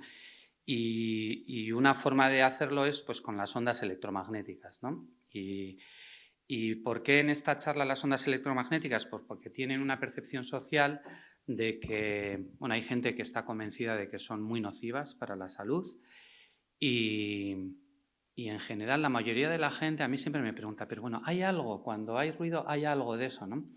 Y yo creo que ligándolo también con el papel que se dice de los medios de comunicación, pues la desinformación, yo no sé si enferma o no enferma, pero a la gente le hace sufrir mucho, ¿no? Porque vivir con esa conciencia de que en la casa de enfrente han puesto una antena una estación de telefonía móvil y he empezado a dormir peor, o no sé si es por eso o no es eso, ¿no? Entonces, nosotros desde el Colegio de Ingenieros de Telecomunicación, que conocemos lo que es la base física de las ondas y cómo se generan y cómo se pueden medir, luego ya el efecto que tengan o no, pues nos fiamos de lo que nos digan los médicos, los químicos, los biólogos.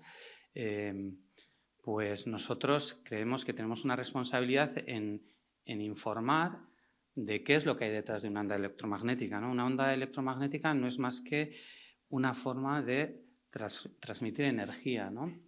Y hay emisores de energía que son naturales. El Sol es el gran productor de ondas electromagnéticas naturales, la luz es una onda electromagnética, y luego hay otros emisores artificiales creados por las personas, ¿no? Una onda electromagnética transporta energía y tiene dos parámetros que la definen, que es la frecuencia y la amplitud, ¿no? Entonces, cuanto mayor es la frecuencia de una onda, pues más capacidad de transportar energía tiene, y cuanto mayor es la amplitud de esa onda, pues también transporta más energía, ¿no? Como digo, la luz solar es una onda electromagnética, es el gran productor de ondas electromagnéticas, pero en nuestro día a día tenemos multitud de emisores de ondas electromagnéticas. Cada uno tendremos un móvil. Desde hace poco ha sido el 100 aniversario de la radio. La radio viene por ondas electromagnéticas hasta nuestra casa. Cuando se habla de las nuevas tecnologías, no son tan nuevas, ¿no? Yo me acuerdo, teníamos un profesor en la escuela hace 40 años o por ahí, y nos decía, y él ya era mayor, ya estaba próximo a jubilar, y nos decía, os han dicho ahora el gran futuro de las telecomunicaciones, pero yo hace 40 años también me hablaban del gran futuro de las telecomunicaciones, como diciendo, no es tan nuevo, ¿no? No es algo, a veces la gente tiene esta psicosis, hay desconocimiento, es que es muy nuevo. Bueno, el tema de las ondas no es tan nuevo, ¿no? Dependiendo de la frecuencia, como ha dicho Fernando, están las radiaciones ionizantes, que son las que curan y enferman, ¿no? Porque son capaces de romper enlaces químicos y de estropear los tejidos. Pero cuando hablamos de los sistemas de comunicaciones, trabajamos en un rango del espectro de unas frecuencias en las cuales no son capaces de romper enlaces químicos, son las ondas no ionizantes, ¿no? Y esas son las que nos rodean habitualmente. Evidentemente, estamos rodeados de ondas electromagnéticas, pero para empezar por los focos que nos alumbran, ¿no? Y a veces tenemos esa psicosis de cada vez más, ¿no? Pero tenemos que ser conscientes de que lo que importa es la dosis, ¿de acuerdo? Entonces, evidentemente esto está regulado y existen límites legales aceptados en prácticamente todo el mundo, todos los países desarrollados, que son los límites a los que podemos estar expuestos, teniendo en cuenta que estamos expuestos las 24 horas del día, ¿de acuerdo?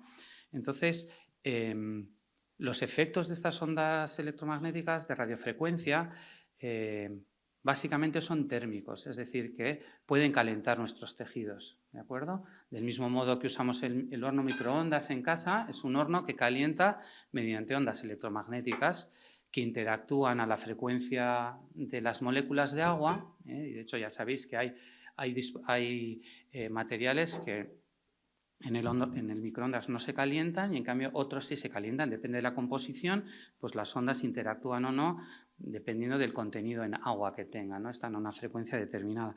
Entonces los límites de exposición, que son de 4 vatios por kilogramo, que es lo que está establecido, que puede elevar 1 grado la temperatura corporal, 1 grado nuestra temperatura. Cuando hacemos deporte, o yo ahora mismo que estoy hablando y estoy un poco nervioso, estoy acalorado, es fácil aumentar la temperatura a 1 grado en un periodo corto de tiempo, ¿no? Y el cuerpo lo puede regular, ¿no?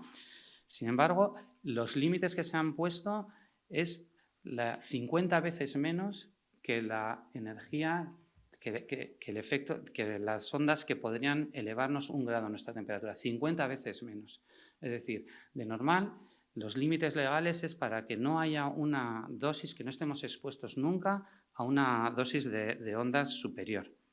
Y además, habitualmente, nosotros que hemos hecho mucho, yo personalmente he hecho muchas campañas de medidas, los niveles habituales a los que estamos sometidos son miles o decenas de miles de veces inferiores a lo que estamos creyendo, ¿no? Un teléfono móvil, la mayor preocupación que podemos tener es de que la mayor emisión que vamos a recibir es de nuestro propio aparato, que lo tenemos pegadito a la oreja, pero aún así un aparato de estos lo máximo que puede emitir es 1 vatio, 1 vatio, ¿de acuerdo? Estas bombillas LED de súper bajo consumo pues son de 7 vatios, 10 vatios, 12 vatios, es decir, estamos hablando de unas cantidades muy, muy bajas. Y además las ondas electromagnéticas se atenúan rapidísimamente, ¿de acuerdo? Tienen una atenuación exponencial de forma que a pocos centímetros ya la amplitud es muy baja, ¿de acuerdo? Entonces, como digo, el efecto demostrado es que calienta los tejidos y hay que evitar que los caliente. Hay otros efectos no térmicos, como digo, en radiaciones no ionizantes, pero que no son adversos ni reversibles, ¿no? ¿Hay peligro? ¿Hay peligro? Bueno, pues hay multitud de estudios que han hecho médicos, físicos, y que evidentemente se llevan 40, 50 años haciendo estudios y no hay ninguna evidencia científica de que haya una relación, de que tengan efectos adversos para la salud. Ninguna. A veces surgen estudios que dicen, pues hay un estudio de tal universidad o de tal sitio o de tal científico que dice que podría haber... desde hace ya muchos años en todo el mundo pues se hace mucha investigación para tratar qué hay de cierto en ello, ¿de acuerdo? Y, por ejemplo, en España en concreto está el Comité Consultivo Asesor, Comité Científico Asesor sobre Radiofrecuencia y Salud, que si estáis interesados yo os recomiendo, que tiene muchísima información en su página web, que hace una revisión sistemática de todos esos estudios, ¿no? Ahí están ingenieros de telecomunicación, están médicos, químicos, biólogos, y hace una revisión sistemática, y no solo en España, sino en todo el mundo, ¿no? Y las conclusiones que cada 3 o 4 años se hace esa revisión es que no hay evidencia científica de que haya ni en el cáncer, ni en dolores de cabeza, ni en las afectaciones del sueño, ni en los niños, ni en el feto dentro de la madre, ninguna. Y se han hecho cientos y cientos y cientos de estudios por todo el mundo. Aquellos que tienen alguna posibilidad, pues se ha visto pues, que no han tenido una buena metodología y que la sistemática pues, es defectuosa, ¿de acuerdo? Entonces, unido a ello, y volviendo, porque es curioso que las malas son las antenas de telefonía móvil, pero nadie habla de las estaciones de radio y televisión, que son mucho más potentes, ¿de acuerdo? Aquí en Bilbao tenemos en Artxanda pues, los emisores de radiodifusión que emiten para todo Bilbao.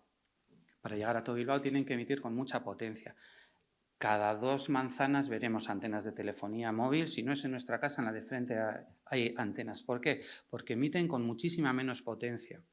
Porque para poder dar servicio a todos los usuarios es necesario emitir poquito, porque con la misma frecuencia en estos 500 metros cuadrados atiendo a 100 usuarios y la misma frecuencia la voy a utilizar 2 manzanas más allá y pueda tener otros 500 usuarios, ¿de acuerdo? Es decir, intrínsecamente al sistema le interesa emitir poquito y además a nosotros nos interesa emitir poquito para que se nos gaste poco la batería. Es decir, los sistemas son inteligentes de forma que si estoy cerca de la antena va a emitir lo mínimo posible para que la batería nos dure más, ¿de acuerdo? Y el wifi que tenemos en casa, porque claro, tengo el router cerca de la mesilla. El router emite, lo máximo que emite son 100 milivatios, 10 veces menos que... Estamos pensando en la antena de Artxanda, da cobertura a todo Bilbao y el wifi, como tengamos una casa un poco grande, ya tenemos que poner un repetidor porque no nos llega, ¿de acuerdo? Es decir, son niveles bajísimos, bajísimos. Estamos hablando que un receptor de radio, sea de telefonía, de televisión, funciona con décimas de microvatio, con eso funciona, ¿no? A mí me sorprende que haya habido siempre tanta polémica con esto. Félix Goñi, que fue premio Euskadi de Investigación, trabajaba en la UPV, decía que eran como las brujas de la Edad Media, ¿no? Cuando al niño le pasaba algo y se había puesto enfermo, era porque le había mirado mal la bruja del pueblo, ¿no? Entonces era culpable y tenía que ir a la hoguera porque le había hecho el mal de ojo, ¿no? Había que buscar una razón, ¿por qué me ha tocado a mí, ¿no? Entonces alguien enferma y dice, ¿por qué me ha tocado a mí? Claro, la estación que tengo enfrente. Yo tengo un amigo que era el director de un colegio aquí en Bilbao, puse una antena de telefonía y le empezó a llamar gente que dormía en peor vecinos, si no estaba enchufada todavía, ¿no? Entonces, la Organización Mundial de la Salud sí que detecta, hay un problema, hay gente que habla de la hipersensibilidad electromagnética, no está catalogada como enfermedad, pero sí es cierto que hay gente que hay que respetarla y que hay que atenderla y que hay que tratarla porque se ve afectada. Evidentemente no es causada por las ondas electromagnéticas porque además se han hecho muchos experimentos controlados y no son capaces de distinguir si, como las ondas no sabes si te están llegando o no te están llegando, no saben distinguirlo. A veces que se dice, si estoy viendo la antena me voy a poner malo solo por verla, ¿no? No, es humano, ¿no? Entonces, hay antenas que están mimetizadas, ¿no? Habrá veces que veréis, en nuestra facultad hay una antena que nunca saca humo, pues es una antena de telefonía que parece que es una antena. Paséis por Mass Center y tiene un montón de chimeneas de ladrillo y nunca sacan humo, son antenas mimetizadas. ¿Qué dice la gente? Wow, están ocultándolo, ¿no? Entonces dices, son iniciativas para no enfermar a la gente con ese sufrimiento. Y se ve como, ¿por qué las ocultan? ¿No? Hay gente que sufre mucho realmente con eso, ¿no? No hay que obviarlo, ni reírse, ni nada. Es evidente que tienen ahí un sufrimiento, ¿no? ¿Qué hacen las instituciones? Tratar de tener transparencia. El Ministerio de Industria, bueno, depende de cómo se vaya llamando, pues tiene las jefaturas de telecomunicaciones, todas las antenas están, hay una página web donde puedes saber cuántas antenas hay en tu casa, cuáles son los niveles de exposición medio que puedas tener, etcétera. Es decir, que hay que, yo creo que desde los colegios profesionales, desde las instituciones, desde los medios de comunicación, tenemos que dar información, ¿no? y ser transparentes, porque es lo que es, ¿no? Entonces, bueno, todo esto siempre que se respeten los niveles de máximos de emisión, que para eso están, claro. Hay estudios de laboratorio, claro, pero es que han frito a los ratones con emisiones, claro. Si les has puesto niveles mucho mayores, pues lógico que han enfermado y que se han visto afectados. Pero, como digo, los niveles son muy garantistas y además en el día a día los niveles a los que estamos expuestos son muchísimo menores, ¿de acuerdo? Y bueno, pues a mí, como digo, ni curan ni enferman porque no sirven para comunicarnos, pero la desinformación sí que enferma a la gente, ¿no? Porque le hace sufrir y enfermar. Muchas gracias, Juan Manuel. También...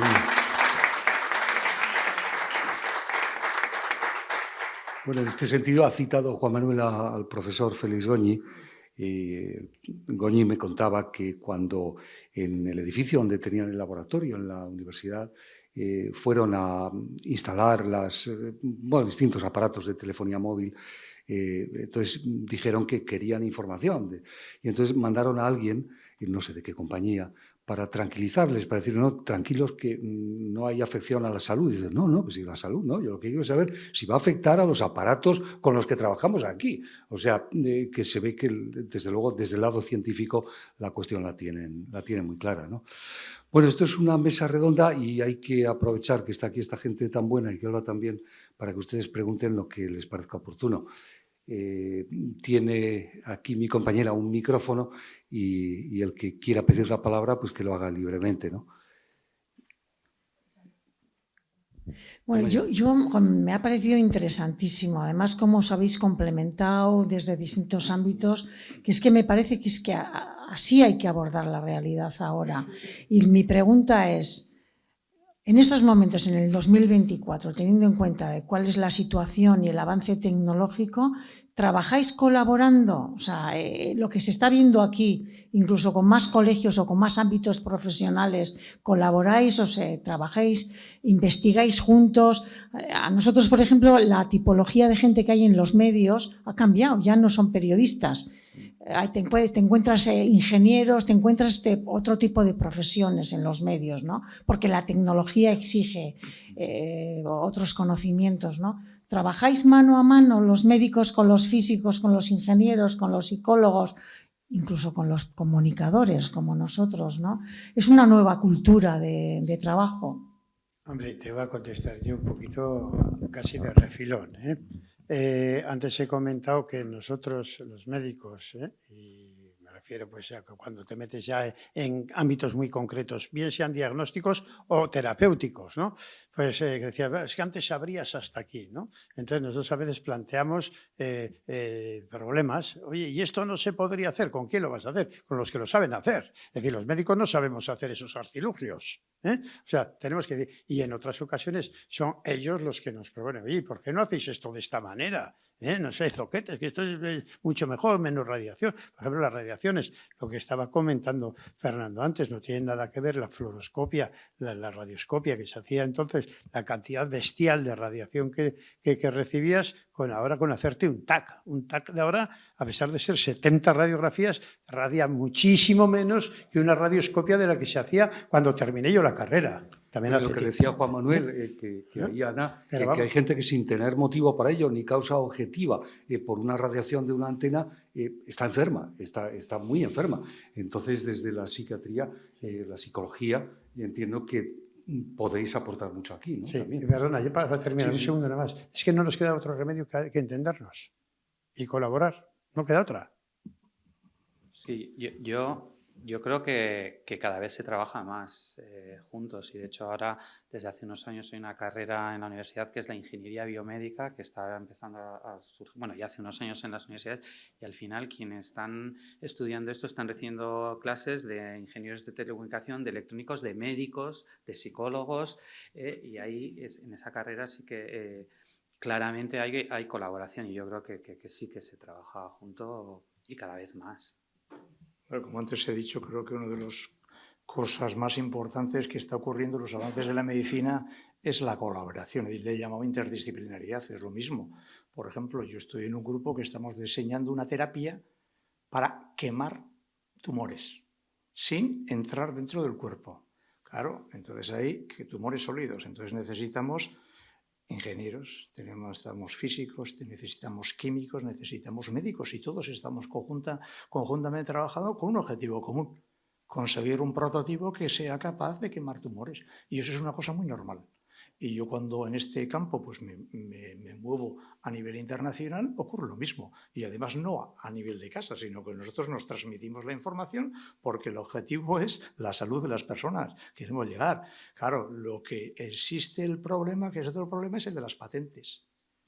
Y siempre hay problemas en ese sentido. Cuando se trabaja desde un punto de vista científico, las patentes... No sé, la comunicación tiene que ser fluida, todos tienen que tener conocimiento. Nosotros, las cosas que hemos diseñado, creemos que somos del estado del arte, nosotros eso las decimos todos, para que todo el mundo tenga la capacidad. Luego existen los problemas de la patentes, bueno, que es otro problema totalmente diferente.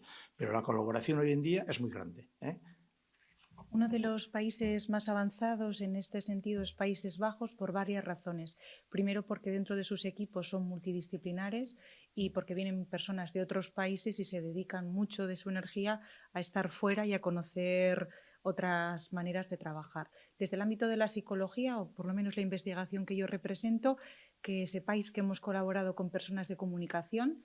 Por ejemplo, hemos investigado el efecto de la publicidad en las personas y eso ha sido gracias en colaboración a gente de comunicación.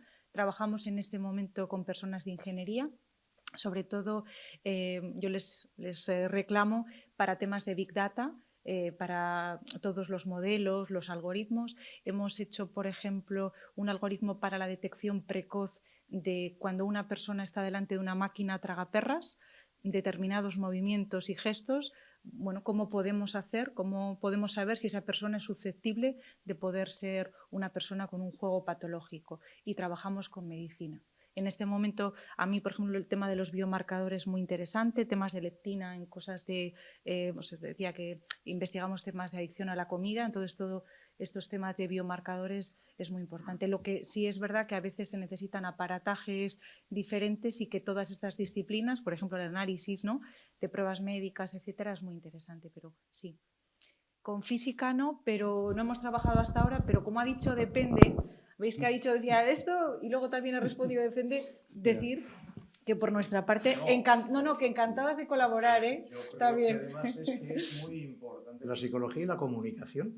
Pero yo creo encima la comunicación que teníamos que tener comunicadores. Depende, he dicho, es verdad, sí, todos, hasta la física también depende. Claro. Así que yo encantada de colaborar. Aquí van a surgir unas colaboraciones. Pero ya en ese punto, como ha aparecido el tema que se ha indicado aquí, sin embargo, desde el punto de vista de los medios de comunicación, y además en este caso en particular, pero en muchos otros casos, cuando aparece un estudio que totalmente todavía, además que no está refrendado por una publicación científica, etcétera, etcétera, etcétera, se sale a la palestra, todos los medios de comunicación se presentan en todos los lugares. Ha habido algunos ejemplos claros en ese sentido, sin tener ningún fundamento, simplemente porque han dicho algo que es diferente a lo que dicen todos los demás.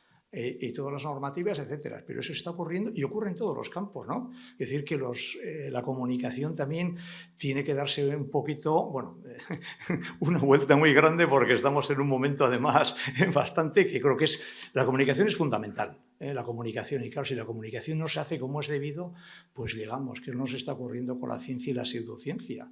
Hay mucho interés por la ciencia, pero lo que está aumentando es la pseudociencia y lo estamos haciendo mal. Esto todo está relacionado. Sí, no, hay y una responsabilidad sin duda del periodismo aquí. ¿Hay más preguntas? Vamos con ellas. Aurora. Solo quería hacer un par de apuntes. El primero es hacer un homenaje a una mujer, Alice Stewart, que estuvo durante más de 20 años intentando que la comunidad científica a la que ella pertenecía aceptara los hallazgos que ella había encontrado en cuanto a efectos teratogénicos a las madres en los niños de las madres que habían sido irradiadas durante la gestación. 20 años le costó, pero hoy, gracias a Alice Stewart, a las mujeres no se les practica, a las mujeres embarazadas no se les practica ninguna prueba radiológica, a no ser que la madre corra riesgo. Otra segunda cosa que quería comentar es la crueldad de la tecnología. Y recuerdo, y no se me borrará de mi mente jamás, la imagen de la niña Omaira, que murió, agonizó, siendo filmada por un equipo de televisión. Se había ido a la luna, pero se había sido incapaz de sacarla, estaba atrapada en las ruinas de su propia casa. A mí aquello me dejó francamente muy decepcionada y con mucho cuestionamiento de ¿a quién sirve la tecnología? ¿O para qué sirve la tecnología? ¿Al progreso? Pues con perdón, vaya progreso de mierda para esa criatura. Y otra cosa, una tercera cosa, recordar que en Inglaterra, vamos, en el Reino Unido, hay obligación por parte del gobierno de revisar los aparatos de microondas que ellos tienen en sus casas. Por algo será, porque el gobierno no da nada gratis, y menos en el Reino Unido. Por algo será. Aurora Bilbao, que de esto sabe algo, ¿verdad? Bueno, yo comentar que estoy totalmente de acuerdo en el caso de Alice Stewart, perfectamente, que desde luego le costó mucho tiempo tener reconocimiento y no el suficiente, pero al mismo tiempo quiero recordar también por lo mismo a Marie Curie, que parece que tiene muchísimo reconocimiento, pero el Estado francés nunca le ha reconocido nada, ni por esto que hizo, ni siquiera le dejó y le permitió ser una persona de la Academia de Ciencias francesa. Es decir, que Marie Curie también tiene reconocimientos internacionales, pero en el país que lo cogió nunca se le ha aceptado. Y bueno, y toda la problemática sin meternos en la problemática, pero nunca. Y por esto que hice ese millón de personas a los que saco las radiografías, no se le hizo ningún reconocimiento, ni se le ha hecho posterior tampoco. Toda la tecnología, decir que la tecnología evidentemente se puede utilizar de muchas formas. Y esa es una problemática bastante grave, cómo se utiliza la tecnología. ¿Alguna pregunta más por allá? Buenas noches, mi nombre es Luis García, vengo de Colombia, soy médico y durante el 2023 fui director de operaciones y socio de una startup de inteligencia artificial en salud que se llama HiSmart. Desarrollamos en conjunto con unos ingenieros de software, logramos capitalizar herramientas de inteligencia artificial de OpenAI y las consumimos para resolver un problema que nos preocupaba mucho, era que creíamos que los computadores estaban interfiriendo en la relación médico-paciente, respecto a lo que decía el doctor Gregorio pues, en su postulado inicial en la presentación, que nos dieron. Y queríamos sacar el computador de la relación médico-paciente. Entonces, logramos construir un software que capturaba todo el audio de la consulta con una grabación normal, luego lo convertía por un modelo de inteligencia artificial a texto, luego un segundo modelo convertía ese texto mediante un prompt en una historia clínica, digamos, médica, y un tercer modelo lo revisaba para emitirle recomendaciones al médico. Lo que queríamos al final era que el médico pudiera quitar el computador del medio, tener una relación directa, conversada con el paciente, y que finalmente se le presentara una historia clínica estructurada de alguna manera que le facilitara pues como la información. Todo fue muy bien, logramos hacer algunos convenios con entidades de salud, pero cuando lo llevamos al consultorio fue un fracaso absoluto. Y nos sorprendimos mucho porque nos dimos cuenta en ese momento de que habíamos pensado mucho en la tecnología y habíamos propiciado todo lo que permitiría que una relación ideal funcionara, pero cuando el médico tenía que hablar y conversar con el paciente estaba tan estructurado en su tecnificación de secuencia, de motivo de consulta y demás, que se veía sobrepasado a la hora de abordar al paciente conversacionalmente, o el paciente de pronto empezaba a sentir que había una real comunicación y se desbordaba emocionalmente, y el médico se veía dificultado para poder contenerlo y llevarlo como hacia el objetivo de la consulta en los tiempos estructurados. Entonces, ello es como la invitación es, digamos que, ¿qué opiniones hay sobre este aspecto? Que una vez que logramos que la tecnología nos permita los espacios, ¿cómo podemos llevarnos como personas y como seres de sociedad, ayudarnos como profesionalmente a acompañar a esos pacientes en un modelo ideal? Me parece un modelo muy interesante. Sí que es verdad que cuando te estaba escuchando, ¿no? Lo mismo que cuando hablaban mis compañeros sobre si realmente no hay riesgo, por qué las personas perciben, ¿no?, que tienen que ver con aspectos psicológicos, lo primero que he pensado es si a alguien le gusta que escuchen cómo trabaja, ¿no? Y esa fiscalización del trabajo, ¿no?, de meter un elemento que puede escuchar todo, ¿no? Es lo que me ha venido como relación, ¿no? Lo primero que me parece muy persecutorio para muchas personas, porque para la gente joven que pueda sentirse evaluada y para la gente mayor que también pueda sentirse, ¿no? Entonces, de repente tienes a una persona que te observa, que te graba, que da testimonio de todo lo que haces, ¿no? Y nosotros en psicología, yo doy clases en el máster en Psicología General Sanitaria, claro, una de las cosas que siempre dicen, qué miedo, ¿no? O sea, si la gente supiera, ¿no?, lo que pasa dentro. Entonces, he pensado que un elemento psicológico, seguramente hay muchos muy interesantes, tiene que ver con eso, ¿no? Pero me parece una idea muy importante, por lo menos estar, ¿no?, cercanos a que la tecnología no entorpezca, muy interesante. Vamos a ver, yo voy a hacerte un comentario como médico de trincheras, o sea, de a pie, de los que están en el barro. Efectivamente, vamos a ver, desde hace ya años, bastantes años, pues bueno, pues estamos allí con nuestro ordenador en la consulta. Es fundamental hoy en día, no se puede entender que la información clínica que se tenga no se comparta, por lo cual tienes que ponerla ahí.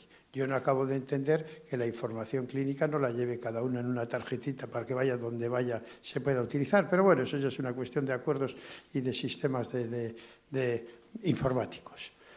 Hay que compartir la información, es fundamental, eso va en beneficio del paciente. Otra cosa es cómo la utilizamos y cómo estamos con el ordenador. Quizá los que somos ya de la vieja escuela, que en su tiempo no teníamos ordenador, y hacíamos todo escrito, pero también escribíamos, historia clínica. Luego el problema era coger y recopilar y cruzar los datos. Aquella sí que era la gorda, ¿no?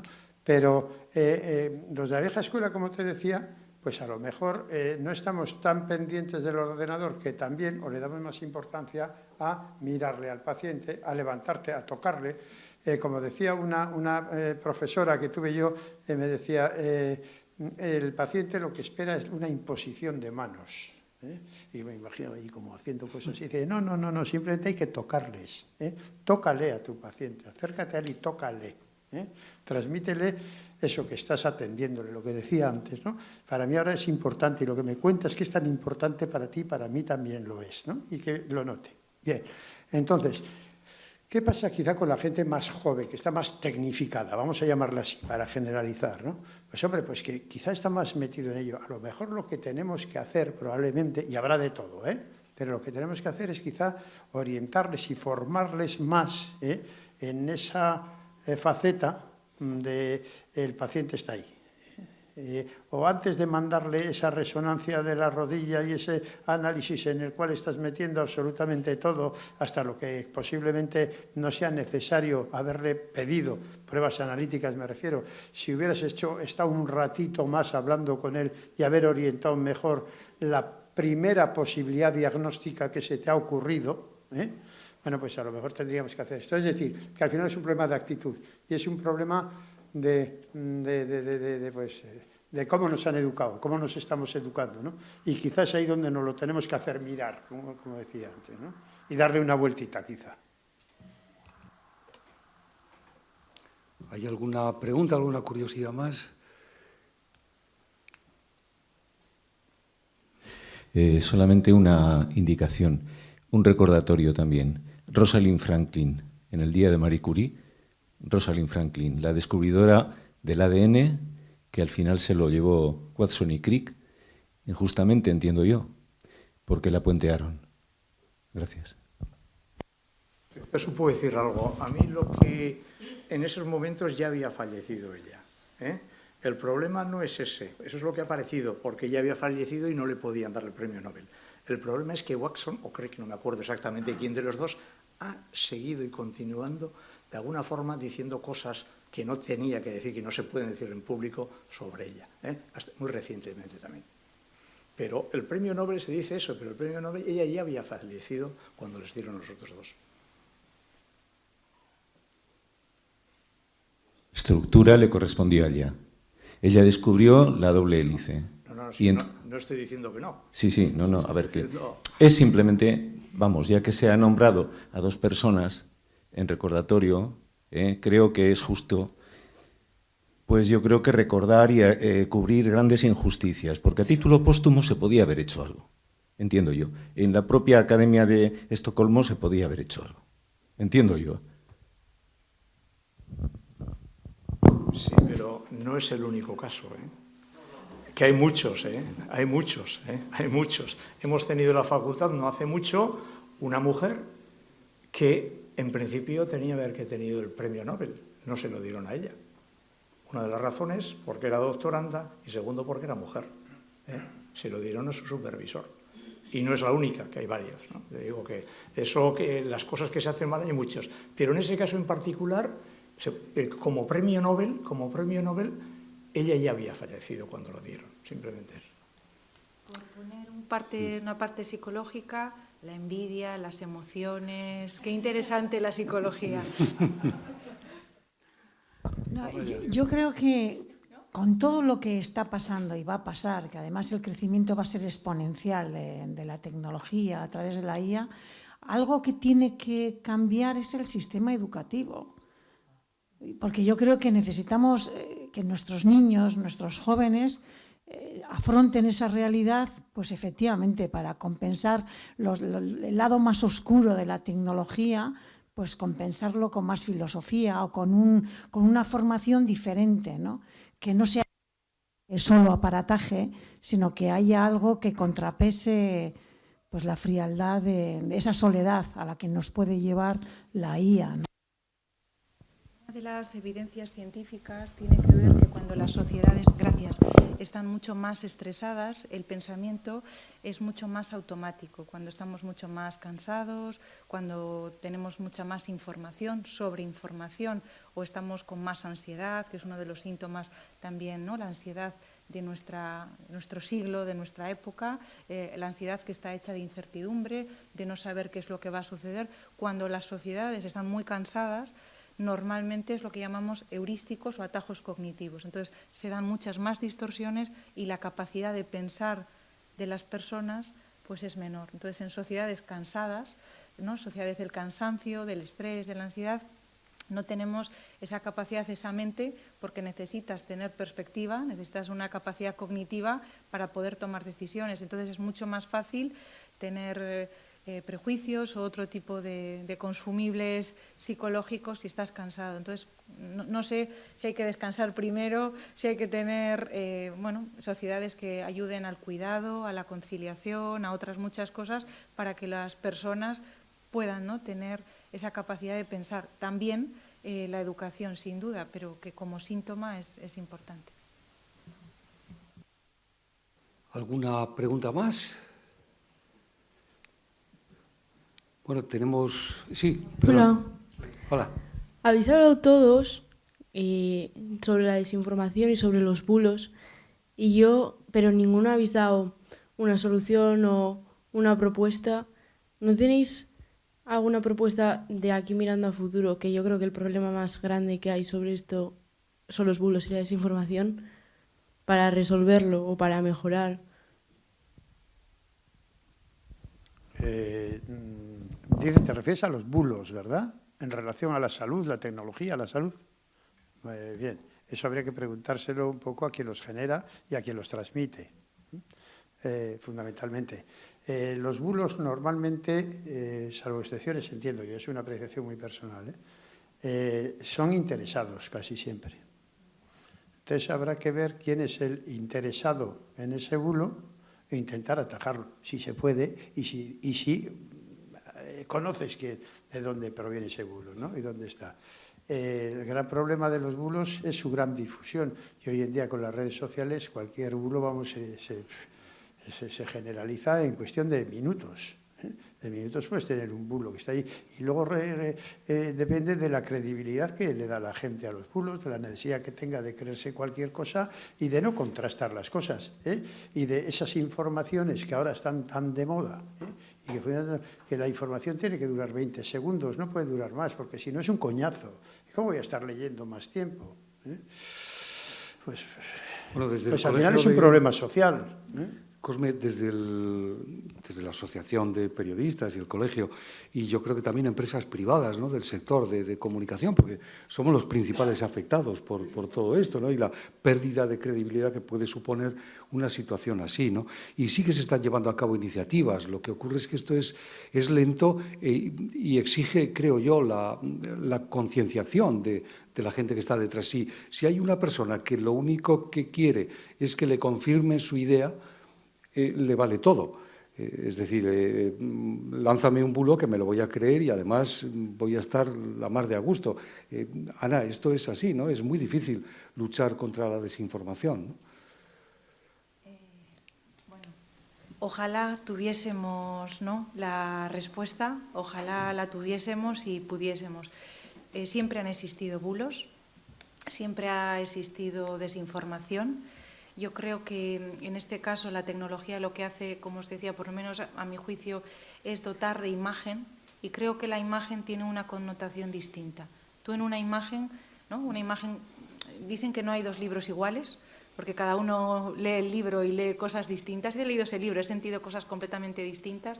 Entonces la imagen, el ver una imagen alterada, yo creo que ahí eso va a aspectos, iba a decir, mucho más primarios, más límbicos, ¿no?, es completamente distinto.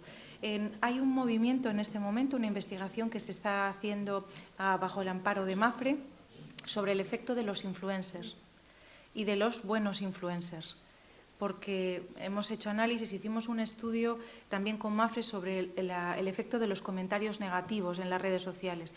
Una cosa muy interesante también es que todos estos influencers o estos bulos, estas cosas que se cuentan, tienen que ver, van un poco a la línea de flotación de la naturaleza humana. La gente quiere pensar que las relaciones de pareja, de amistad, que uno puede tomar una pastilla y ya, ¿no?, estar fenomenal y adelgazar 500 kilos, ¿no? Todo quiere rápido. Quiere pensar que puede tener una vida sencilla, que no hay enfermedades, que no se va a poner mayor. Entonces, todo eso el bulo lo utiliza, porque utiliza esa debilidad o esos miedos y esa necesidad de que haya un mundo diferente y que eso es posible. Con lo cual el trabajo, por lo menos para mí, me imagino que desde el periodismo tiene que ver con el sentido crítico, ¿no? Yo en clase les digo, uno de los bulos que tiene que ver, por ejemplo, con los juegos de azar o con las criptomonedas, ¿no? Que es un bulo que estamos trabajando ahora mismo en clase. Yo les digo, no sé, no tengo ni idea de economía, de criptomonedas, pero lo poco que sé de la naturaleza humana, sé que si alguien sabe que invirtiendo tanto dinero le van a dar mucho, eso no lo cuenta en las redes sociales. Eso, digo, como profesora de psicopatología, como titular de psicopatología, eso no lo cuenta. Entonces ellos se ponen a reír, no, pero es que han dicho, ¿no? Digo, bueno, yo no sé de eso, pero el pensamiento crítico en este caso es muy importante. Pero claro, es que Ana, es que también se dice que la tecnología es neutra, que eso es algo que está ahí y que cuántas veces hemos oído, ¿no? Que no se puede poner puertas a la tecnología, no se pueden poner puertas al campo, Juan Manuel. ¿Cómo lo ves tú? Bueno, porque la yo creo que sí, yo creo que eso es un bulo. La tecnología no es neutra, claramente. Es decir, la tecnología, decías antes, ¿no? Maldita tecnología. La tecnología tiene... solo decidir hacer unos desarrollos u otros, ahí hay un posicionamiento de quien decide investigar en unos temas o no en otros, y la tecnología no es neutra y condiciona, construye, es decir, los dispositivos móviles, quieras o no, te van a esclavizar. Dices, bueno, los niños más tarde, no más tarde, pero hay una corriente social que dices, va a ser mi niño el último que tenga el móvil de todas, se va a quedar como un paria. Y nosotros mismos, como no configures tu vida en torno a una forma de relacionarte que está mediatizada por la tecnología, te quedas fuera. Y es muy duro decir que no. O sea, no es neutra. O sea, todo menos neutra, vamos. Y se le pueden poner puertas. Hay legislación. Lo que ocurre es que puede que haya voluntad más o menos manifiesta. Pero... Lo que pasa es que no se puede poner puertas es al conocimiento. No. Pues y entonces el conocimiento produce la tecnología también. Lo que es neutro es la ciencia. La ciencia sí es neutra. Luego la utilización de la ciencia es lo que ya no es neutro, ¿no? Sí, y estamos en un mundo global donde tú puedes poner, ¿no?, límites en tu casa, pero en la casa de al lado... Ya.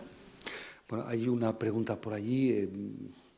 Yo creo que puede que sea la última, y que andamos ya muy justos de tiempo. Era por completar esta reflexión, porque efectivamente, y como no dando la razón o por minimizar los riesgos que puedan generar, ¿no?, pues las ondas electromagnéticas y diciendo cómo efectivamente se pueden poner puertas, cómo efectivamente cuando trabajamos, al menos en el ámbito de la empresa, colaboramos de una manera multidisciplinar entre médicos, que es mi caso, con ingenieros, compañeros vuestros, pues efectivamente nos encontramos con que existen límites. Esos límites se traducen en reales decretos que lo que hacen es marcar estos valores de exposición, y lo que te hacen también es ver cómo se tiene que hacer pues la protección de la salud y la seguridad de los trabajadores. Lo digo sobre todo porque el problema viene muchas veces de cómo llevarlo a la práctica, cómo llevar a la práctica la protección de la salud o la vigilancia de la salud de los trabajadores cuando estamos afirmando que no es nocivo, ¿no?, el riesgo al que estamos expuestos. Tal vez la cercanía o tal vez, en este caso, la dosis o la amplitud. Lo digo sobre todo, y con esto ya acabo, es porque efectivamente a veces llegamos al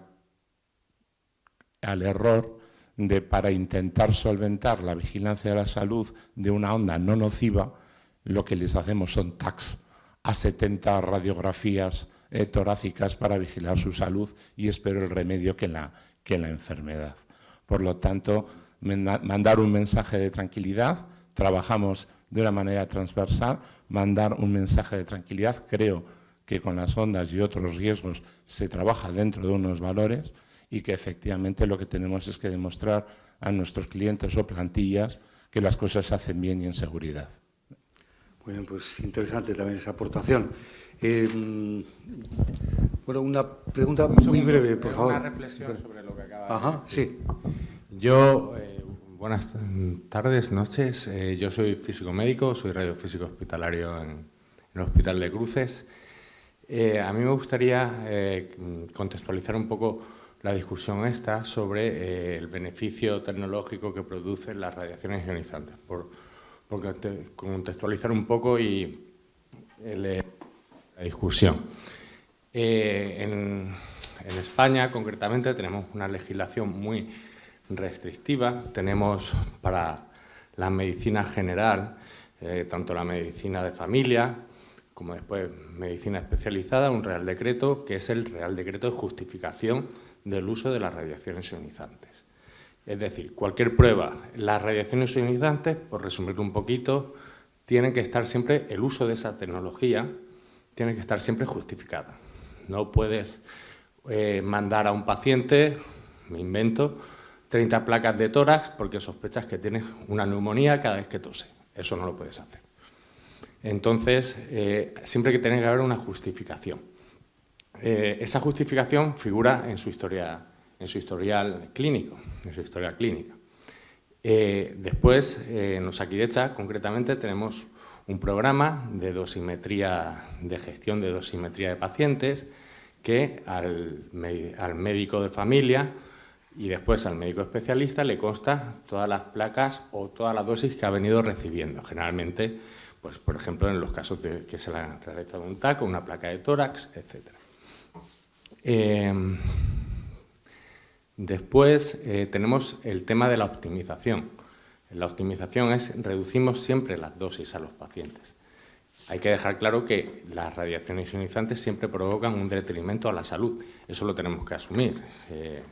Cualquier radiación ionizante tiene un detrimento a la salud. Lo que tenemos que ponderar, como ha dicho antes Fernando Plazaola, es esa báscula, ¿no? ¿Hacia dónde pesa? ¿Qué es mejor? ¿Hacerle un TAC sin ninguna justificación al paciente o hay que hacerle un TAC? Porque eso nos va a permitir un diagnóstico más efectivo de la enfermedad. Entonces, pues bueno, por comentar lo último que ha dicho él, esta persona, pues yo creo que en Osakidetza al menos, y me imagino en todos los sistemas de salud, tenemos unos sistemas de gestión de dosis y de justificación de dosis muy eficaces. Yo, desde mi punto de vista, quería transmitiros que os sintáis seguros por el uso, cuando os sometéis a una prueba con radiación ionizante, de que está justificada, de que el facultativo que os la prescribe está sabiendo lo que está haciendo y no lo hace por hacerlo, sabe lo que tiene que hacer. Y si os prescribe una radiografía de tórax o un TAC, no hay otra prueba alternativa que os pueda ofrecer un diagnóstico, la misma eficacia diagnóstica, ¿de acuerdo? Entonces, pues eso en líneas generales a la población, a la sociedad, que estéis tranquilos que el uso de radiaciones ionizantes en medicina es seguro, y después a nivel terapéutico, como ha dicho Plazaola también, pues yo creo que es totalmente seguro y bueno, es la justificación. Tenemos que, al final, el cáncer, las células esas cancerígenas, hay que matarlas de alguna manera, y matar, digo entre comillas, y muchas veces la única herramienta de la que disponemos son las radiaciones ionizantes. Entonces, bueno, para no suscitar ninguna alarma a nivel de la sociedad, pues yo me gustaría transmitir desde un punto de vista clínico que el uso de radiaciones ionizantes es seguro y no os provoca ningún detrimento, más allá de que os va a provocar un beneficio mayor a vuestro diagnóstico. Muy Sin bien. más. Venga, muchas gracias. Muchas gracias por la aportación también. Bueno, pues hasta aquí hemos llegado. Nos tenemos que ir. Agradecer a los colegios profesionales que han estado aquí apoyando esta iniciativa y, desde luego, a Cosme Naveda, que nos ha acogido aquí desde el lado de la medicina, Ana Estevez, doctora en psicología. Muchas gracias, Ana. Fernando Plazaola, ha sido un placer. Y Juan Manuel López Garde, muy interesante todo lo que nos han contado. Muchísimas gracias y hasta la próxima.